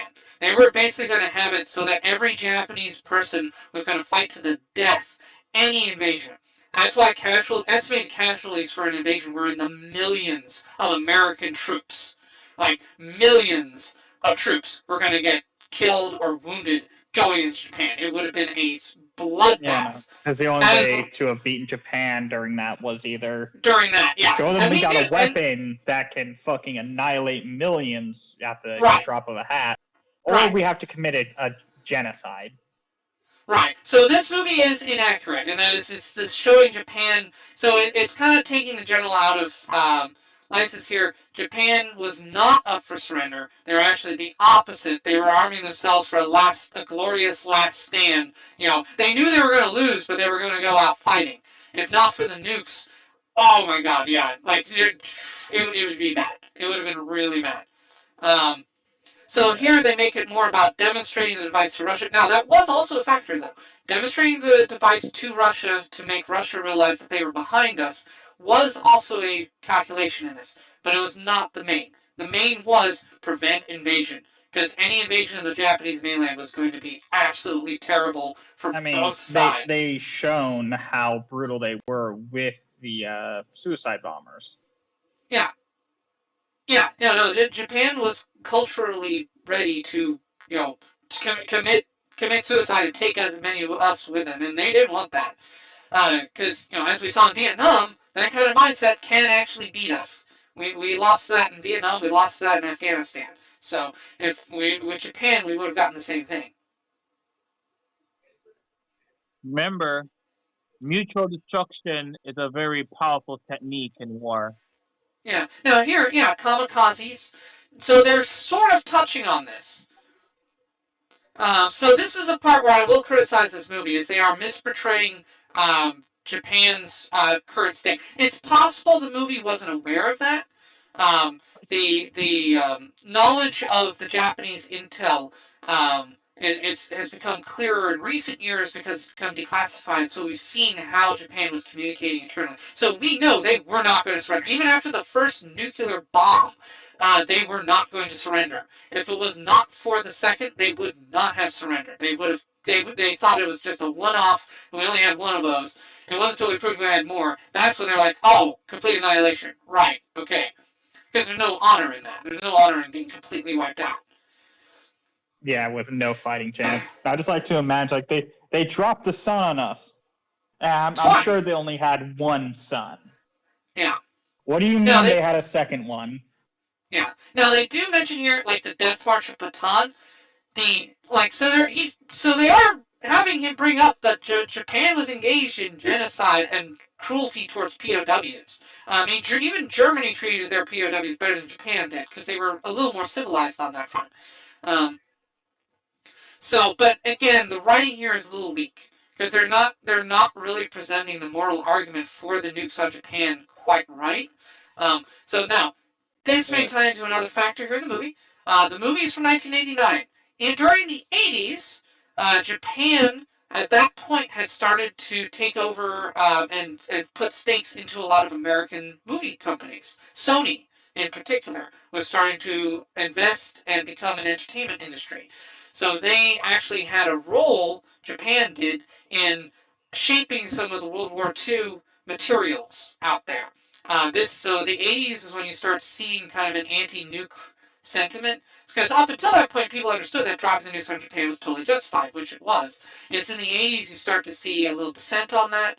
So the argument you're seeing here is a watered down version of what was understood before it, and that watering down may have been a consequence of Japan's infiltration of the entertainment industry in America. Now, interesting parallel, you see similar watering down with Hollywood when it comes to China today, because you have Bilibili and Tencent investing in Hollywood right now, putting in money, so Hollywood's got a financial incentive not to get tough on reflecting on China stuff. So it's an interesting historical parallel. Japan back then, China now, all because of money. So anyway, that's just a quick historical note I want to bring up at that particular juncture.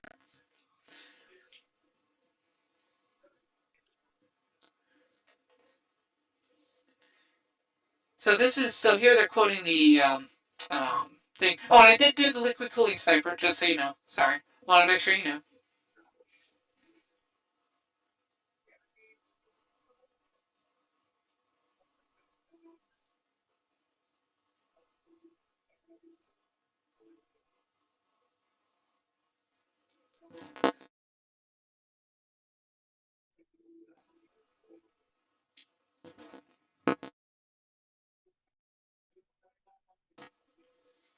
Which was incorrect. Yeah, we get into a bit of Japanese thinking. You fight with honor. We didn't believe that. Because in an honest death fight, there is no honor. There's only a victor.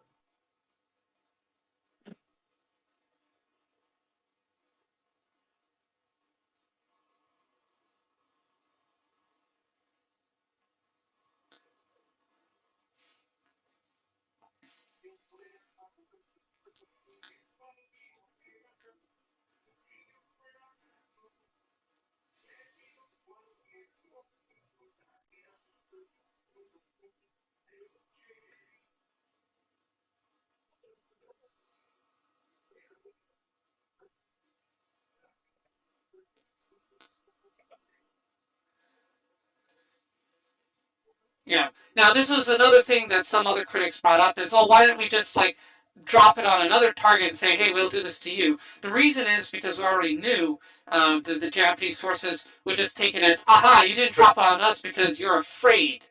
They would take it as a sign of weakness. Yeah. And it wouldn't have worked. And now, okay, so kudos to the movie for bringing up that point, at least. Yes. It's a case you can't, with their way of thinking, you can't threaten them. You need to show them. Yeah, only overwhelming force was the only thing to respond. And by the way, I should also point out, even after the second bomb, there were still Japanese generals who were still pushing the emperor to not surrender. Now, by the second bomb, the emperor was finally able to override those voices and surrender because he did finally get enough support to do so. I think Hirohito was up for surrendering before his generals were. The generals were the ones who were the warmongers. But even after the second one, there were still Japanese generals who didn't want to give up. That's how insane they were at that point. That's how crazy it was. So yeah.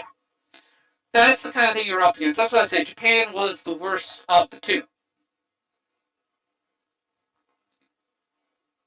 Yeah, and not to say this negatively, but this is something I have noticed. That does kind of fit into the culture for the time.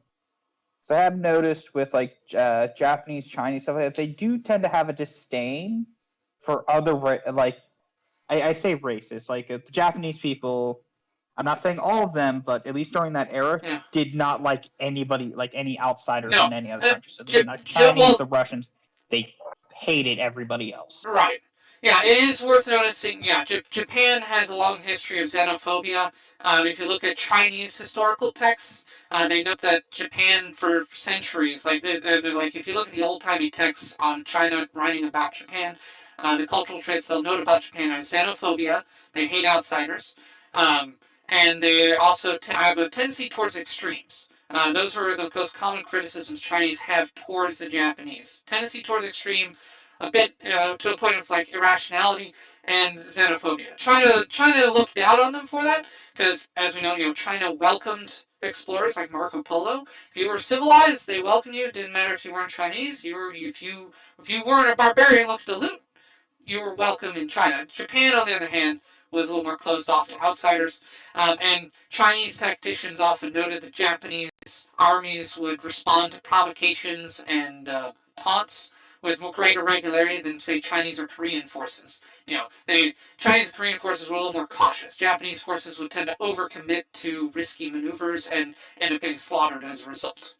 Now, no, they're not. They weren't as tactically advanced as China, basically. So, anyway. The reason the Japanese were so fierce was due to the mentality they were raised in. Yeah. One, Sure, you hate everybody that isn't us, and two, the whole honor system. Yeah.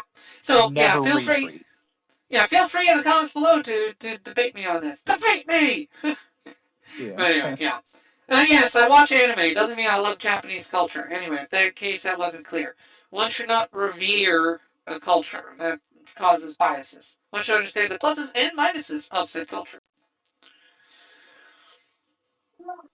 Yeah, no, the culture as a whole.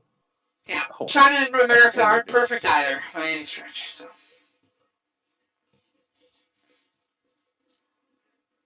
Here we go.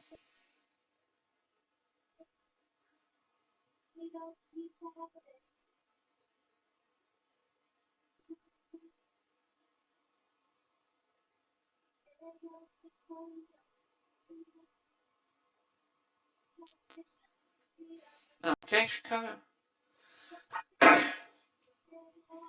Well, this so Manhattan Project rates be hitting different.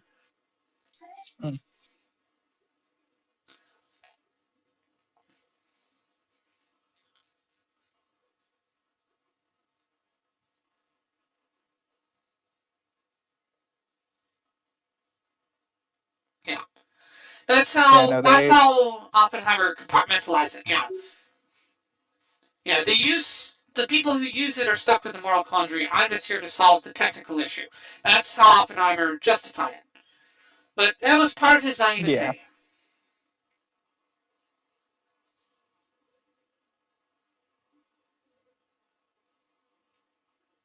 Yeah. Yeah, Demon Core. Yeah, there we go. All right, I'm gonna stick my dick in the Demon Core. Let's do this. Yeah. Let's use a screwdriver on nuclear material. That is so safe, everyone. Totally recommended procedure. Screwdrivers. Yes. Oh, God. And it should be noted that, yes, no, they knew that screwdrivers were not the correct thing. They did it anyway because they were that stupid and reckless. Live and learn, I guess. In their case... I'm not like, oh, God. Live and learn. Yeah, no, that doesn't apply because it legitimately killed them, so, yeah. That's how it got the nickname Demon Core. Yep. No.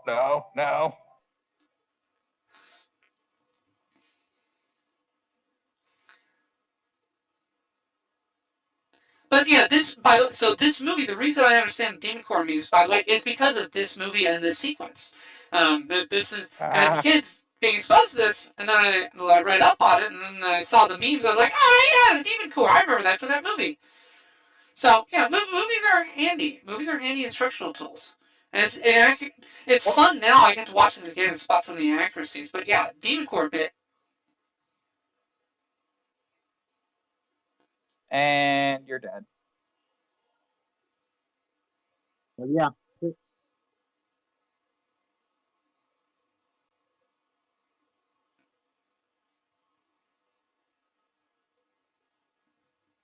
For a bunch of smart dudes, that was pretty stupid. Well, basically, if he hadn't done that, it would have blown up. Yeah, no, it was critical mass. Yeah, it was about to explode. And now he is in walking ghost phase, is what I believe it's called. Yep. Yeah, he's dead. He is a walking dead man.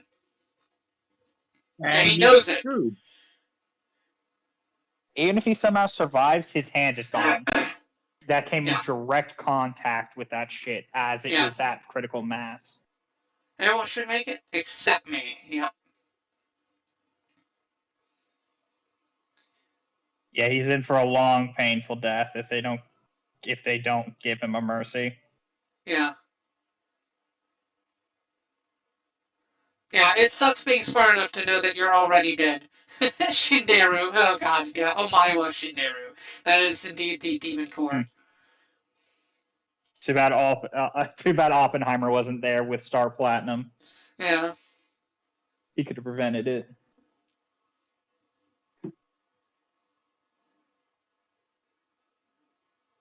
Look, there's a small chance he comes out of this with superpowers. Yeah. Is his name Bruce Banner? Yeah. Well, or alternatively, oh hey, I think I'm going to change my name to Charles. You know, how's Xavier work his last name? No, there.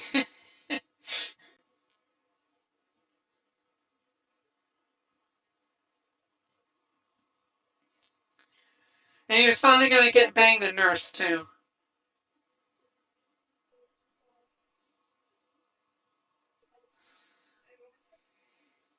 And now she's overhearing that they're covering this up.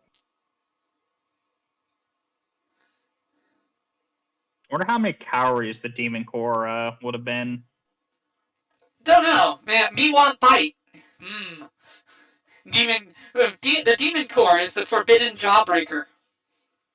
Exactly.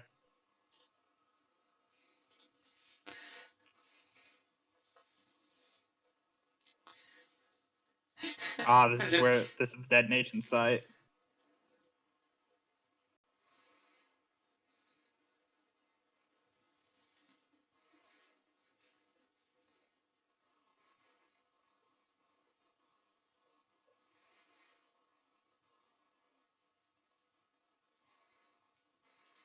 Yeah. Now it's interesting. People were critiquing Paul Newman's performance in this. I thought he did a great job, and people were saying this guy was miscast as Oppenheimer. I don't know. I like the dynamic between these two is pretty solid in my opinion. Yeah.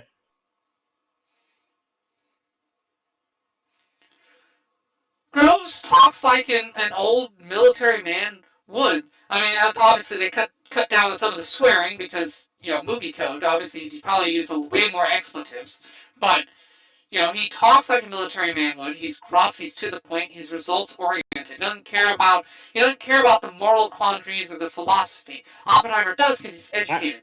Groves is not. There is something. There is something funny about that. Military guys, out of the military, they may curse a lot, but in the military, they don't curse a lot due to the fact it's poor etiquette. And they can actually get in trouble by higher ranked officers if they overhear it. Now, of course, maybe in something like this, he wouldn't get chewed out, but that's why you don't hear like drill sergeants screaming profanities at their, trainees. They get more creative than that. Yeah, they don't have to use swear words. They can have other ways. Yeah, they'll use like basically PG words that aren't going to get them in trouble. They may throw in a couple if they know that there's no higher rank, but in the military, they if you hear them cursing, it's bad. Yeah, I remember Patton was known for his use of cursing, but he was a general. He did not care. Yeah, no, there ain't nobody going to get him in trouble. No, other than Eisenhower.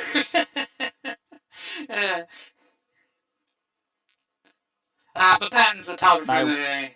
Man, we need to watch. We should watch the Patton movie at some point. Yeah, that'd be good.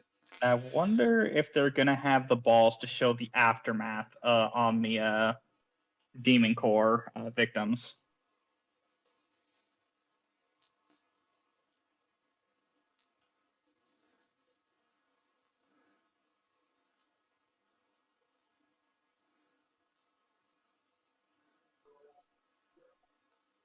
Wait, he's a doctor as well. Oh my god, so the scrub doctor is playing a doctor here. That's awesome, actually. I like that. That is amazing. So I don't fully know this, but is that what happened?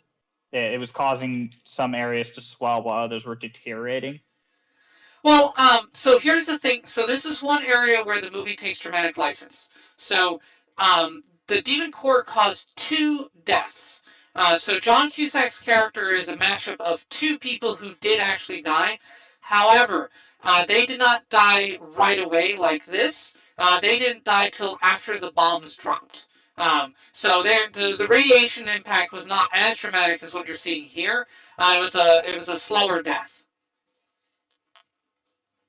What they're depicting here, though, is accurate for super high levels of radiation. So they are depicting an accurate effect. They're just speeding it up a bit. They gave him more than what the Demon Core explosives actually got, I believe. I might be wrong on this. Let me check.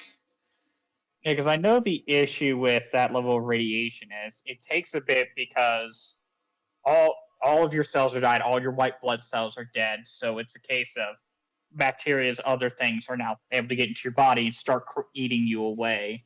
Hence, you begin to rot while you're still technically alive because your brain hasn't died yet.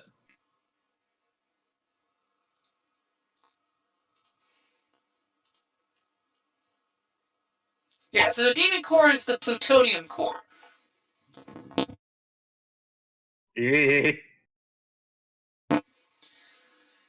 so okay, so the Demon Core This was isn't even actually... a horror movie, and I'm clenching the fuck up watching this. Yeah, so they... Yeah. Now, that's good sound design, too. I like the sound, great sound design. Oh boy, we got one safety going. That's good. Um,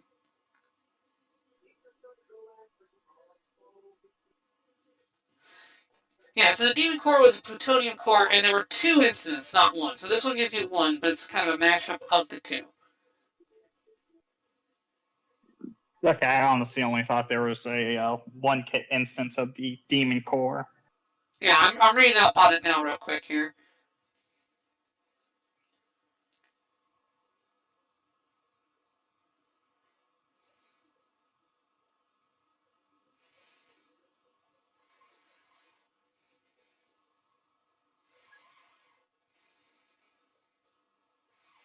He is a walking corpse. There is no pulling through with that. Unless he can find Papa Nurgle, then he can pull through. Oh no.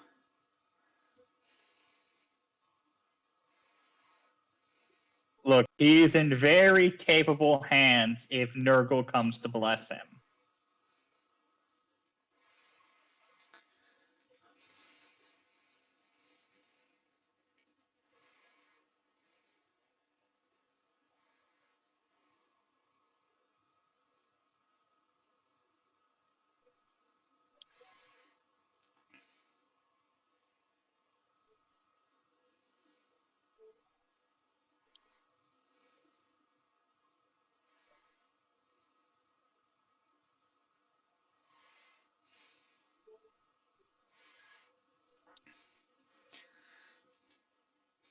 Yeah. So for reference, so the incident depicted in the film with John Cusack's character is based on the second incident. So the second incident is the one with the screwdrivers. It's the one with multiple people in there. The first incident only killed 1 guy. It was like 1 guy acting alone when he should have had a team. The second one is the one there was a group in there. That's the one you see in the movie. Okay, so the reason they did the second is because they thought the first guy fucked up because he didn't have a team there to make sure everything was good. Yeah.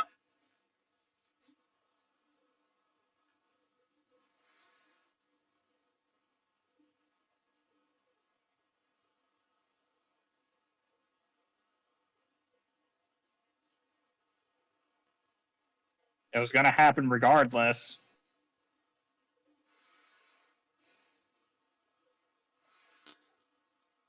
Okay, alright, so actually, so the second guy, he did die 9 days after the Demon Core.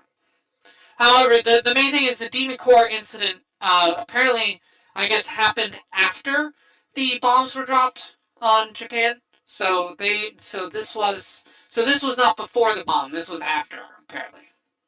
Okay, this is a very good depiction of the like sort of aftermath. Yeah. Getting those pockets of fluid and such because his body isn't fighting anything anymore.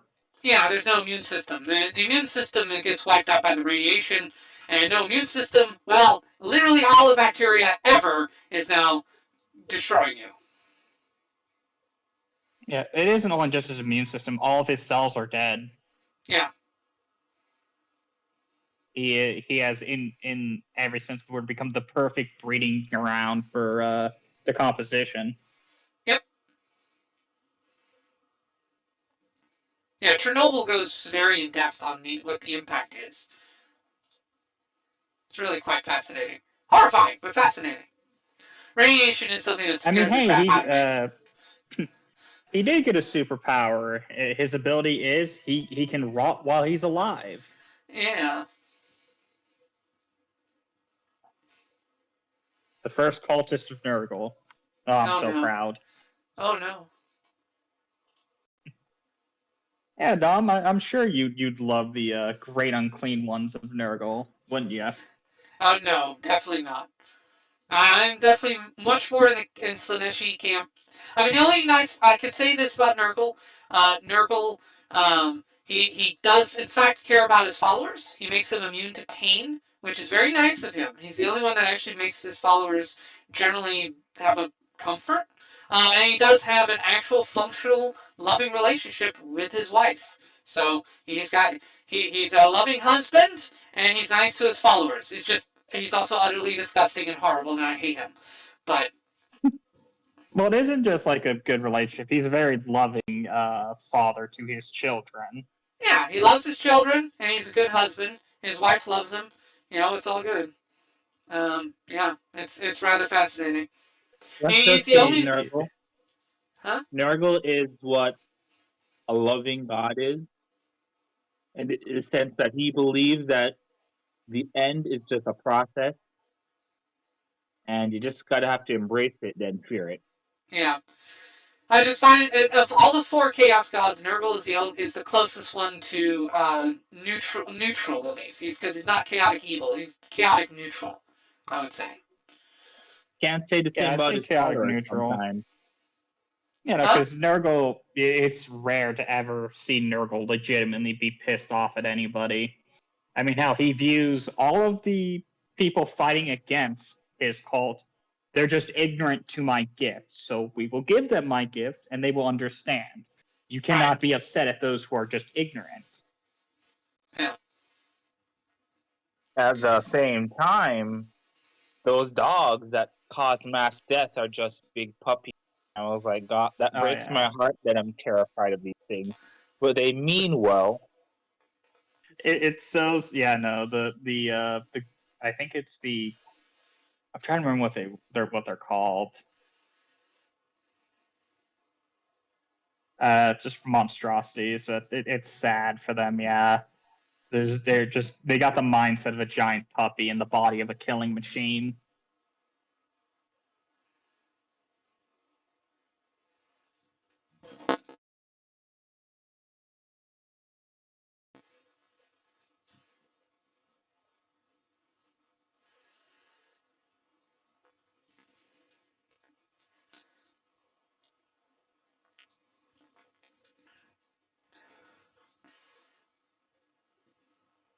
Yeah. The general has clear deadlines, and he's up against pressure.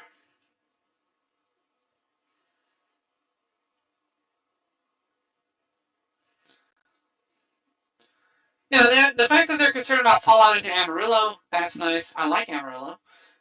Please don't put radiation into Texas, thank you.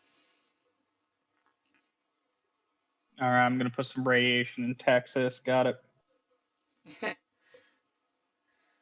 Well, don't. Texas is nice. Yeah. This is like a rare instance where the scientists are begging not to do the test right now. They want more favorable weather conditions. That way they can make sure Which it's they got. a Yeah. safe procedure. Yeah. I mean, you want safety is important with science, and you want predictability because it can screw up your experiment. And it was reasonable from Oppenheimer's standpoint because it's like, hey, wait, you want results? I can't give you results with bad stuff. So let's let this clear up so we don't have randomness in the way. And he's like, hey, I can't give you more. I'm up against the wall. We have to do it regardless. And then thankfully for them, nature threw him a bone. Storm cleared up and the test proceeded. You know what would be the most terrifying thing to happen after the bomb? The rain. At that moment, I would say, it's over. Yeah, I'm done. Peace. Yeah.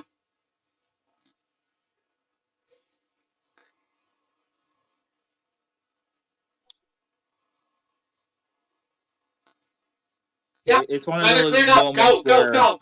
Before he's- before another nature changes her mind. Go. This is Yeah, like one before of she gets pissed off.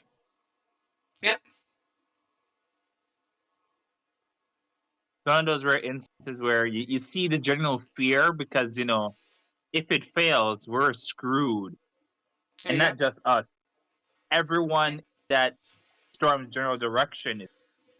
Yeah. Well, if it's a dud, then what they've got is $2 billion wasted on nothing.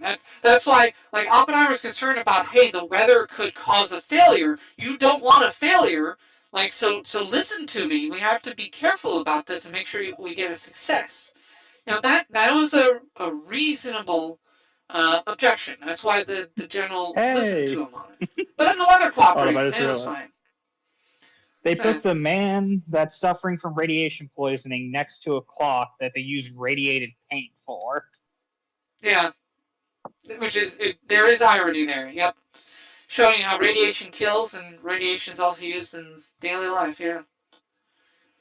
Good catch on that one, yeah. They used radium on those things to make them glow in the dark. Way back in the day. Yep, that's also how you got tracer rounds. Yep. Another step. Wait, nope. I was wrong. Touching him, you're putting him in so much pain. I was wrong. Again, Just kill Mike him. here. There is no saving him. Mike here is just being melted from the inside out. Yeah. Well, remember what the doc said. The doc said, we think he'll pull through. He's young. Well, no, he won't. Yeah, they legitimately, as they're saying here, it's like, this amount of radiation, we don't know. Like, we know that radiation kills in small doses, but big ones, man, yeah, we haven't run into this before. Because they didn't have anything that could produce that much rad. Oh, nah.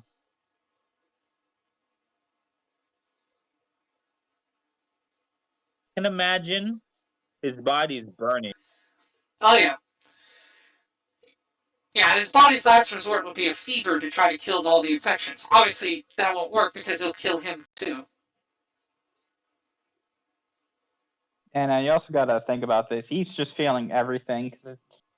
I think it didn't do enough damage to kill off the nervous system. Correct. So he's feeling everything, which is the worst part. Yeah, presumably they do have anesthetics back then, so he would get some of that. But even with the antibiotics that they had, it's not enough. Yeah. Well, even the anesthetic's probably not going to do anything. After a certain point, yeah, it gets too much. It's not a fun way to go. It is a very, very bad way to go. It ranks. It's not my least favorite way to go. There's still stuff I would rank as worse, but it's pretty high on my list of ways I don't want to ever die. Yeah, no, because unless you get a mercy killing, if a nuke has to drop, just maybe at the area 0, I'll be gone before I know it. But oh yeah, I don't want to survive this. This is terrible. Are they all shaving? Huh? No, that's sunscreen. Oh. Yeah, I know that because it's to block the because they knew they would give off radiation. So the sunscreen is to prevent uh, is to block the radiation out. So it's very very heavy sunscreen, like SPF 1000 sunscreen. which is ironic because that also gives skin cancer. Also, I like how they're playing. What's this? Dance of the Sugar Plums. Yeah. I believe. Yep. Yep. Yeah. That's the Dance of the Sugar Plums fairies. Yep.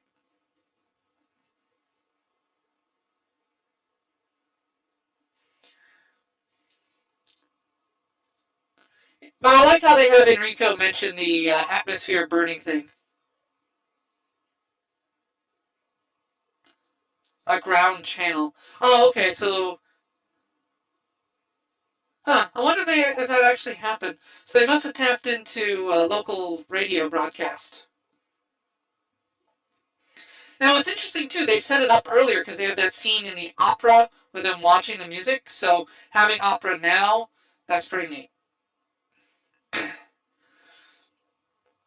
Yeah, I And it's mean, music. night's gonna be the best time to watch this. Yeah.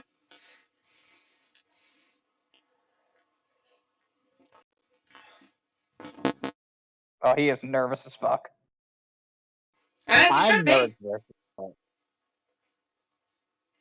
Yeah, I don't know, guys. Do you think they'll make it? Did they invent nuclear bombs?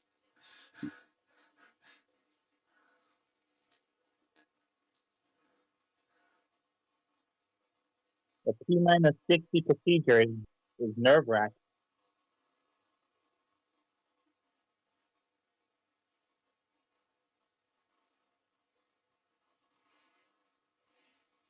And then Cthulhu was born. Yep.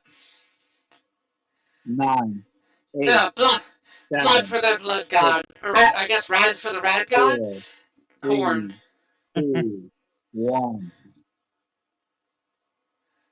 Kadoosh.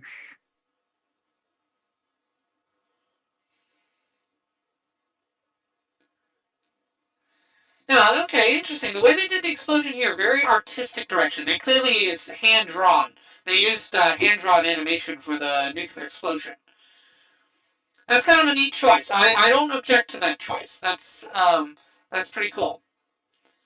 I think it helps to add scale Yeah. and just I got it help there. impose the power of this.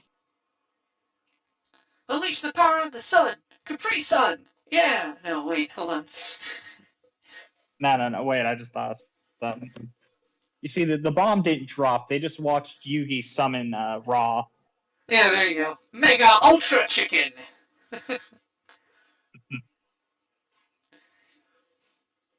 Little did they know, Yugi had just summoned the winged dragon of Ra in attack position. No. No. Because of this one moment in history, anime exists. That's actually not. You're right. Actually, yes. You don't get anime without the nukes. Yeah. You also, by the way, don't get Barbie without the nukes either, because Barbie is manufactured in Japan in 1959. So if Japan hadn't lost World War II, you'd have no Barbie. So. So Yeah, so the first Barbie doll, nuclear fallout Barbie. Yeah, there you go. a part of me to in that moment the realization that he is responsible for the death of thousands.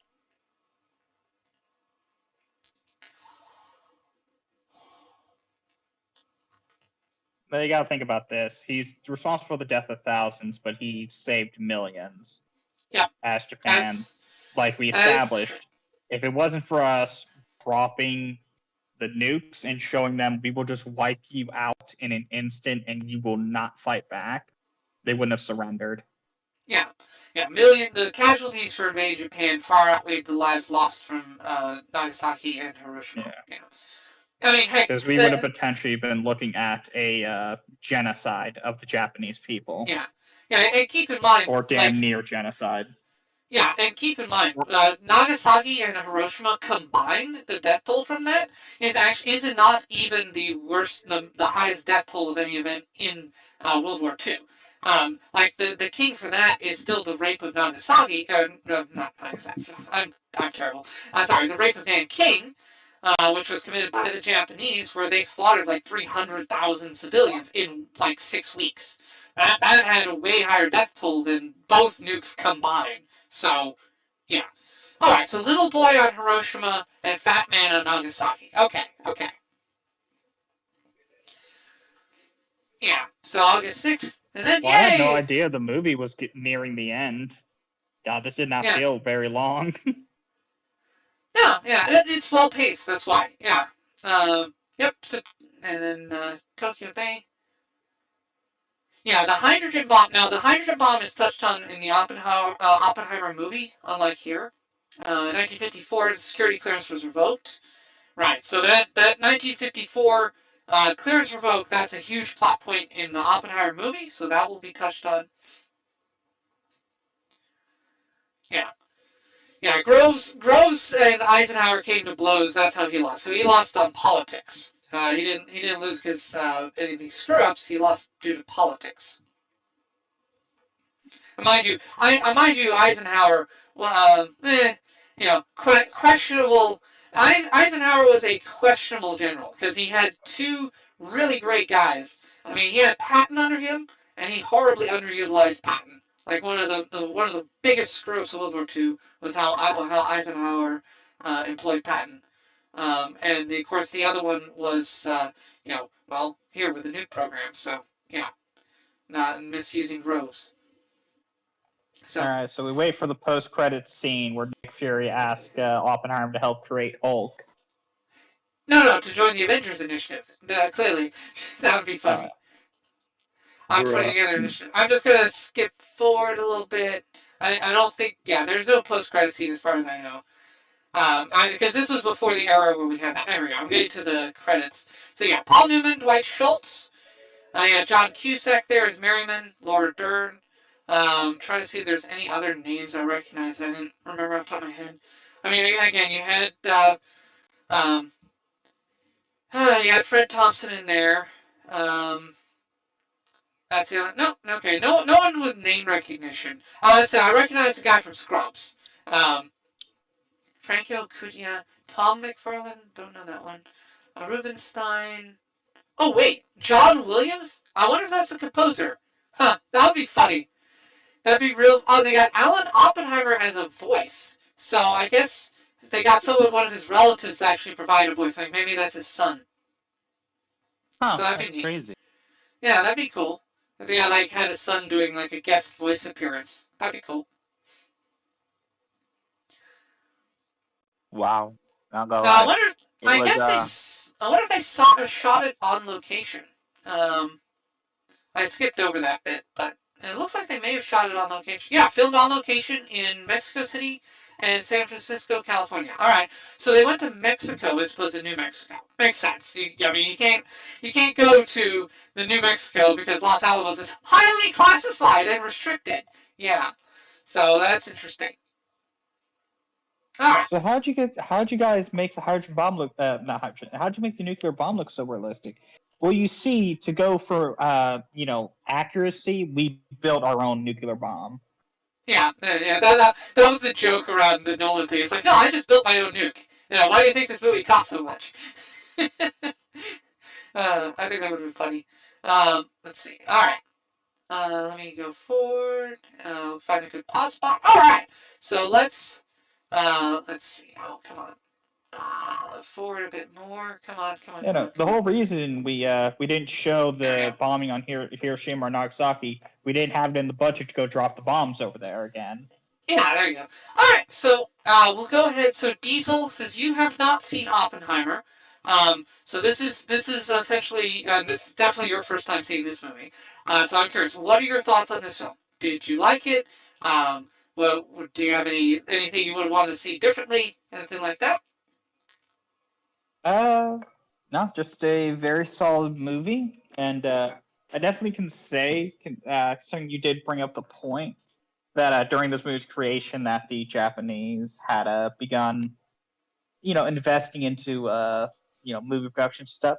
You can definitely see that that influence being brought in here, which is interesting. I mean, I can't fault the movie producers for not wanting to piss off their funding.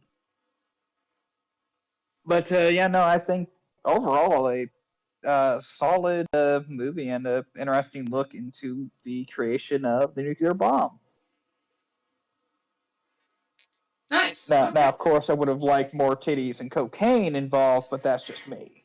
Yeah, hey, you did get some boobs. There were some boobs. You did have a sex scene there. So Natasha Richardson did flash some boobies there real quick. By doing shadow, nothing explicit. Now, for the more explicit nudity, we will have Florence Pugh in Oppenheimer, so you have that to look forward to. Now, all right. Well, good. Hey, I'm glad you enjoyed it.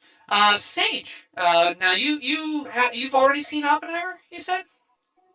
I watched the first half of it with my brother, the second half of it with my brother. So not the beginning part, but I watched the part when they were discussing the math and then the test and the Okay, so you've seen pseudo some of. aftermath. Okay, so Yeah. you've seen some of it, but not all of it. Okay, that's cool. So you'll get to see the whole thing together for the first time. Oh, that'd be nice. You'll understand the movie better seeing the whole thing. It's not a movie that can be divided into chunks. It really does have to all be watched. So, but all right, having watched a bit of Oppenheimer and this, what do you think? What do you think of this movie as an adaptation of the story?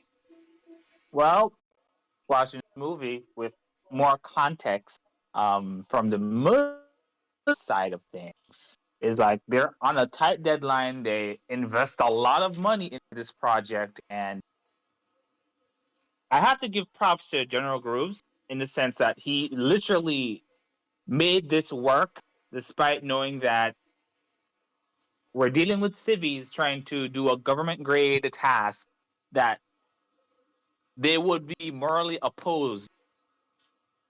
And all he had to do is just get one man, Oppie, to just, convince them to get their pride, put their money where their mouth is to make it work. The process he had to go to make sure this all, and while at the same time, Oppenheimer is kind of debating whether or not is this the right thing to do, but we gotta do it for science. And then when he did it, it's like, a part of it is like, we did it, and saying, oh no, what have we done? Yeah. I just saw a man turn to a super villain right there. That's a villain arc if I never saw one. Hmm. That's interesting. As a villain arc. Wait, a villain arc for who? Oppenheimer. Oh, I see. Originally, it was to get a think tank, right? To get all the Oh, right. I see. bravest and brightest minds to get together, pitch some ideas, and see what stuck to improve the quality of life. However, what Hey. they got was a weapon of mass destruction. Yep.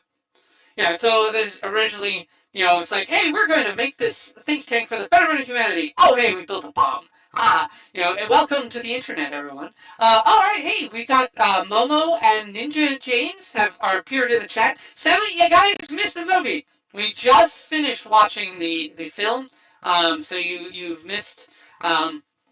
So the movie in question was Fat Man and Little Boy from 1989. Which is basically it's one of the films that came before Oppenheimer about the Manhattan Project. Now there are a few others, of course. You have Day One, which I don't have a copy of. I can't find it anywhere. I actually never watched that one either. It was a TV movie. Yep. It's about it. So you have the main cast here. You have Paul Newman as Groves. That's the character that Matt Damon plays in Oppenheimer, and you have oh dear, what's his name? Dwight Schultz at Oppenheimer. You probably know him as Barclay from Star Trek: Next Generation. The ensign Barclay from Star Trek. That's his other big one. And you also have John Cusack as one of the scientists, and Laura Dern as a nurse on the site. Laura Dern, you know her as Sadler from Jurassic Park. She made this before Jurassic Park. So that's kind of neat. Uh, yeah. So just in case you're wondering, so we're discussing it now, yeah. But we were also like during the movie discussing a lot of different points, both historical and about the movie itself, and so on. Oh, so sorry, Sage. Did you have anything more to add?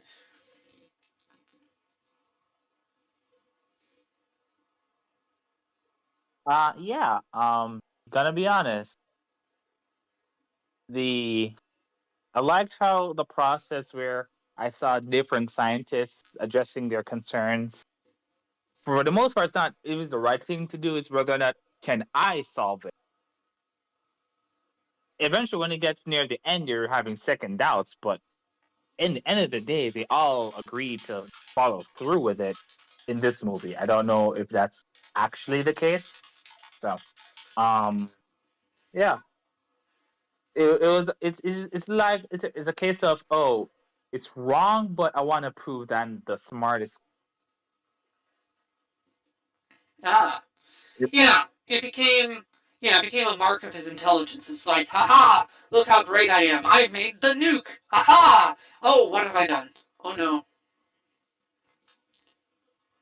Yeah, Yeah, Is they that and a part of me says, I was gonna say I felt like they missed out an opportunity to have the movie end with his famous quote, "I am become death, the destroyer of worlds."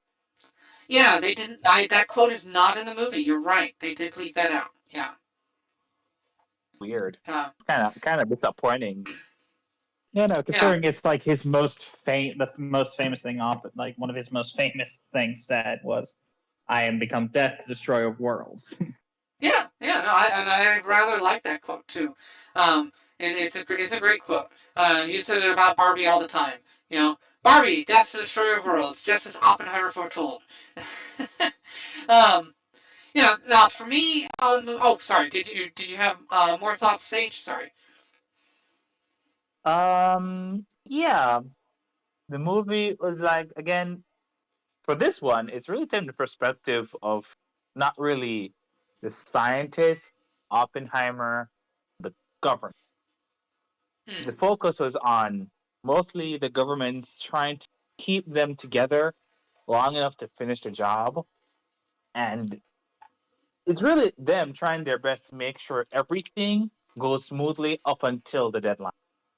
And once it worked, it's like, and then that last scene with the doctor guy telling Oppenheimer, you don't know what they're doing at Oak Ridge. They're not making one or two bombs, they're making thousands. And I feel like he's reflecting on it when the explosion gone off. He's like, we have thousands of these. Uh, Oh no. If only they dropped them everywhere, we could have had every nation other than the U.S. making anime. yes, that would have been funny. Um, Oh no. But I the think the reason why it didn't like focus in on Oppenheimer because this, as much as he was like one of the main characters, this movie wasn't directed towards the life of Oppenheimer.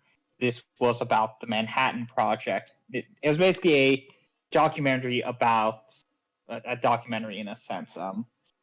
They did their best to faithfully recreate stuff that was involved with the Manhattan Project itself. Hence why we are cutting to the general who was involved with getting these scientists together.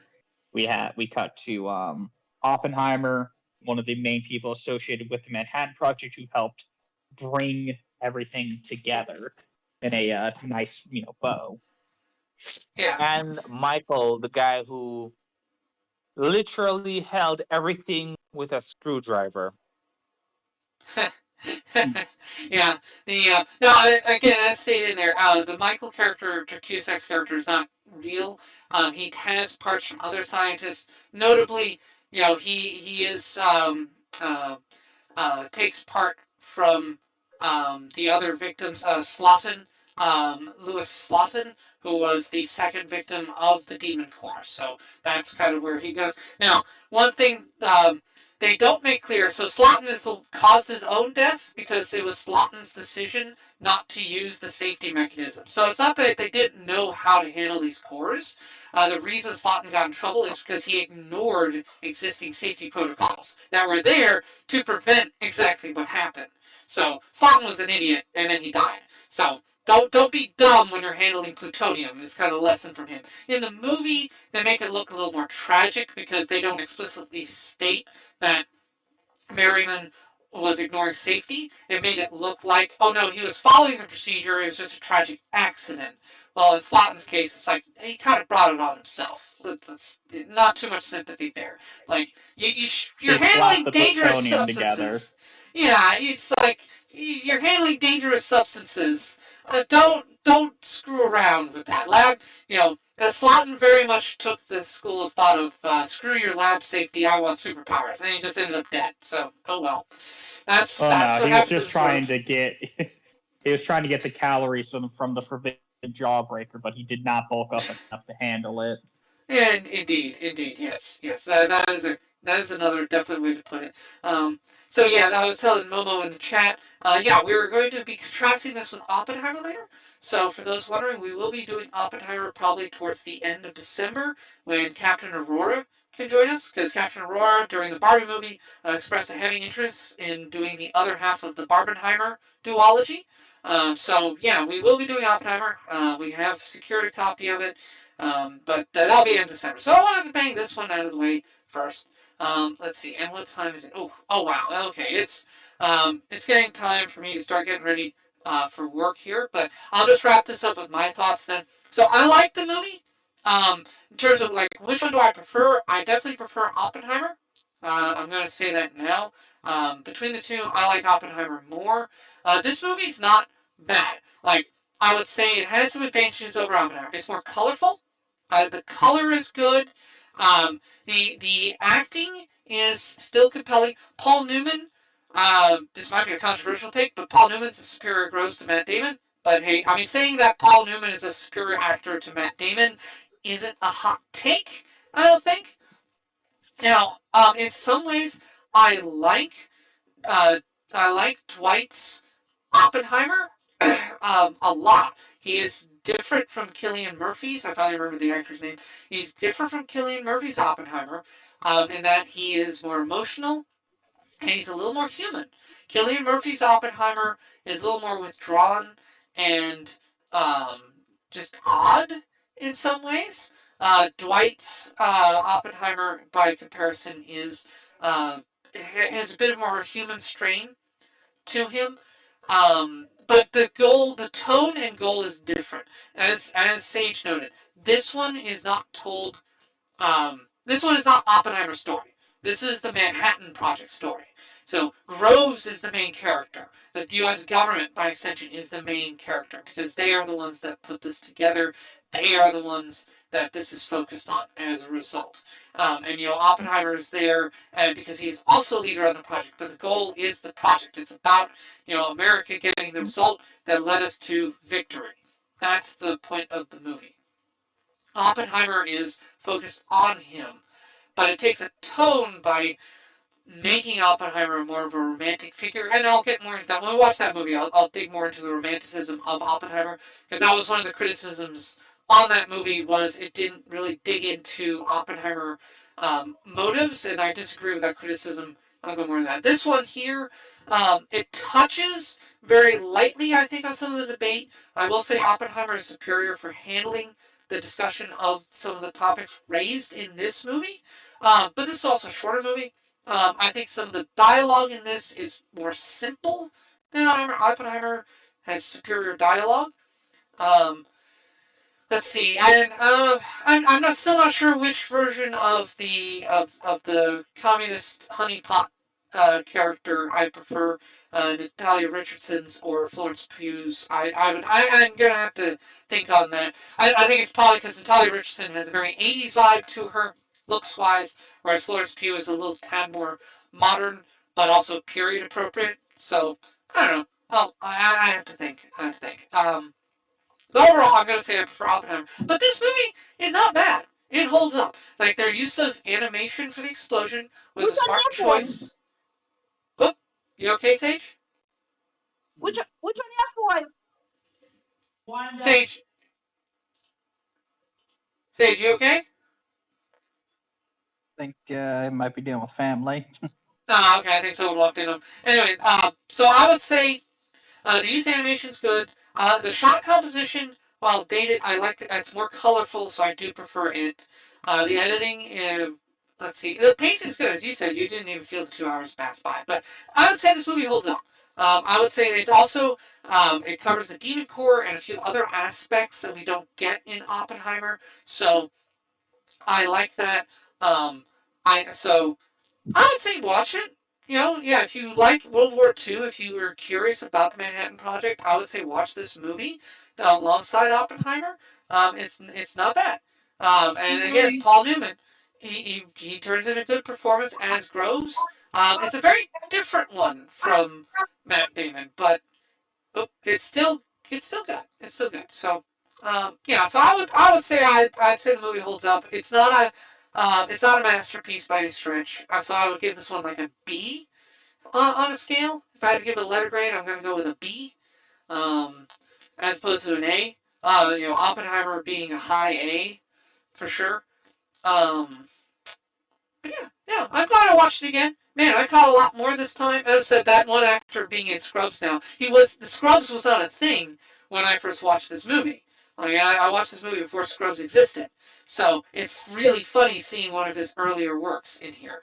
But uh, it's not bad. Not bad. I appreciate the movie. They do screw up, as I said, the Japanese thing. That's something Oppenheimer is more accurate on, is presenting those arguments. So that's neat.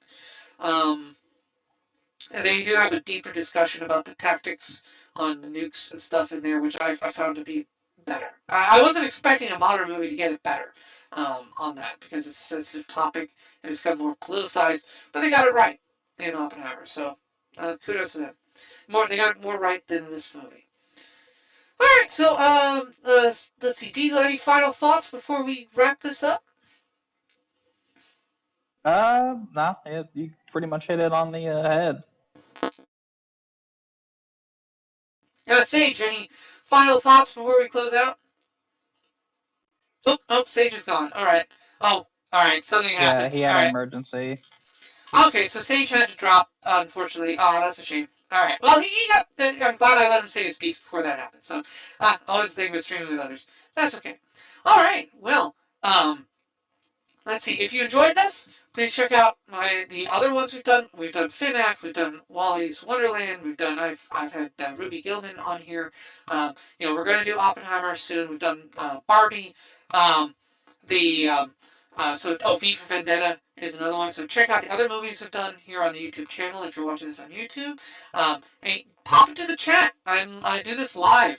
So many thanks to the people who showed up. Ninja James, Momo, Sniper. I know Navda, I believe, tuned in. Um, you know, it was great having you. If you want to watch the movies alongside us and do commentary, I will try to have subtitles on when I can. I'm glad I was able to find some because it was getting bad because no subtitles, and it made it easier for people to follow along with subtitles on. So I will try to always get subtitles for the movies that we show, so you have something you can watch alongside. So I do apologize for the first chunk not having them, and I'm glad that's a problem solved. So I will try to do that going forward. Hey, learning process, right? But yeah, check me out live. I usually stream Tuesdays and Fridays. I will not be streaming this Friday as I have work again. I keep telling work, don't do that, and they keep doing it. So anyway, but I got work this Friday, so no Minecraft on Friday. Dang it. But I will stream Tuesday. We'll be, Diesel and I are currently burning through Chainsaw Man. Starting in January, Diesel and I will be watching Has Been Hotel. A24 has announced that Has Been Hotel will be coming out in January. So Diesel and I will be going through the episodes week by week as they premiere, and doing commentary on it, because we're both Has Been Hotel fans.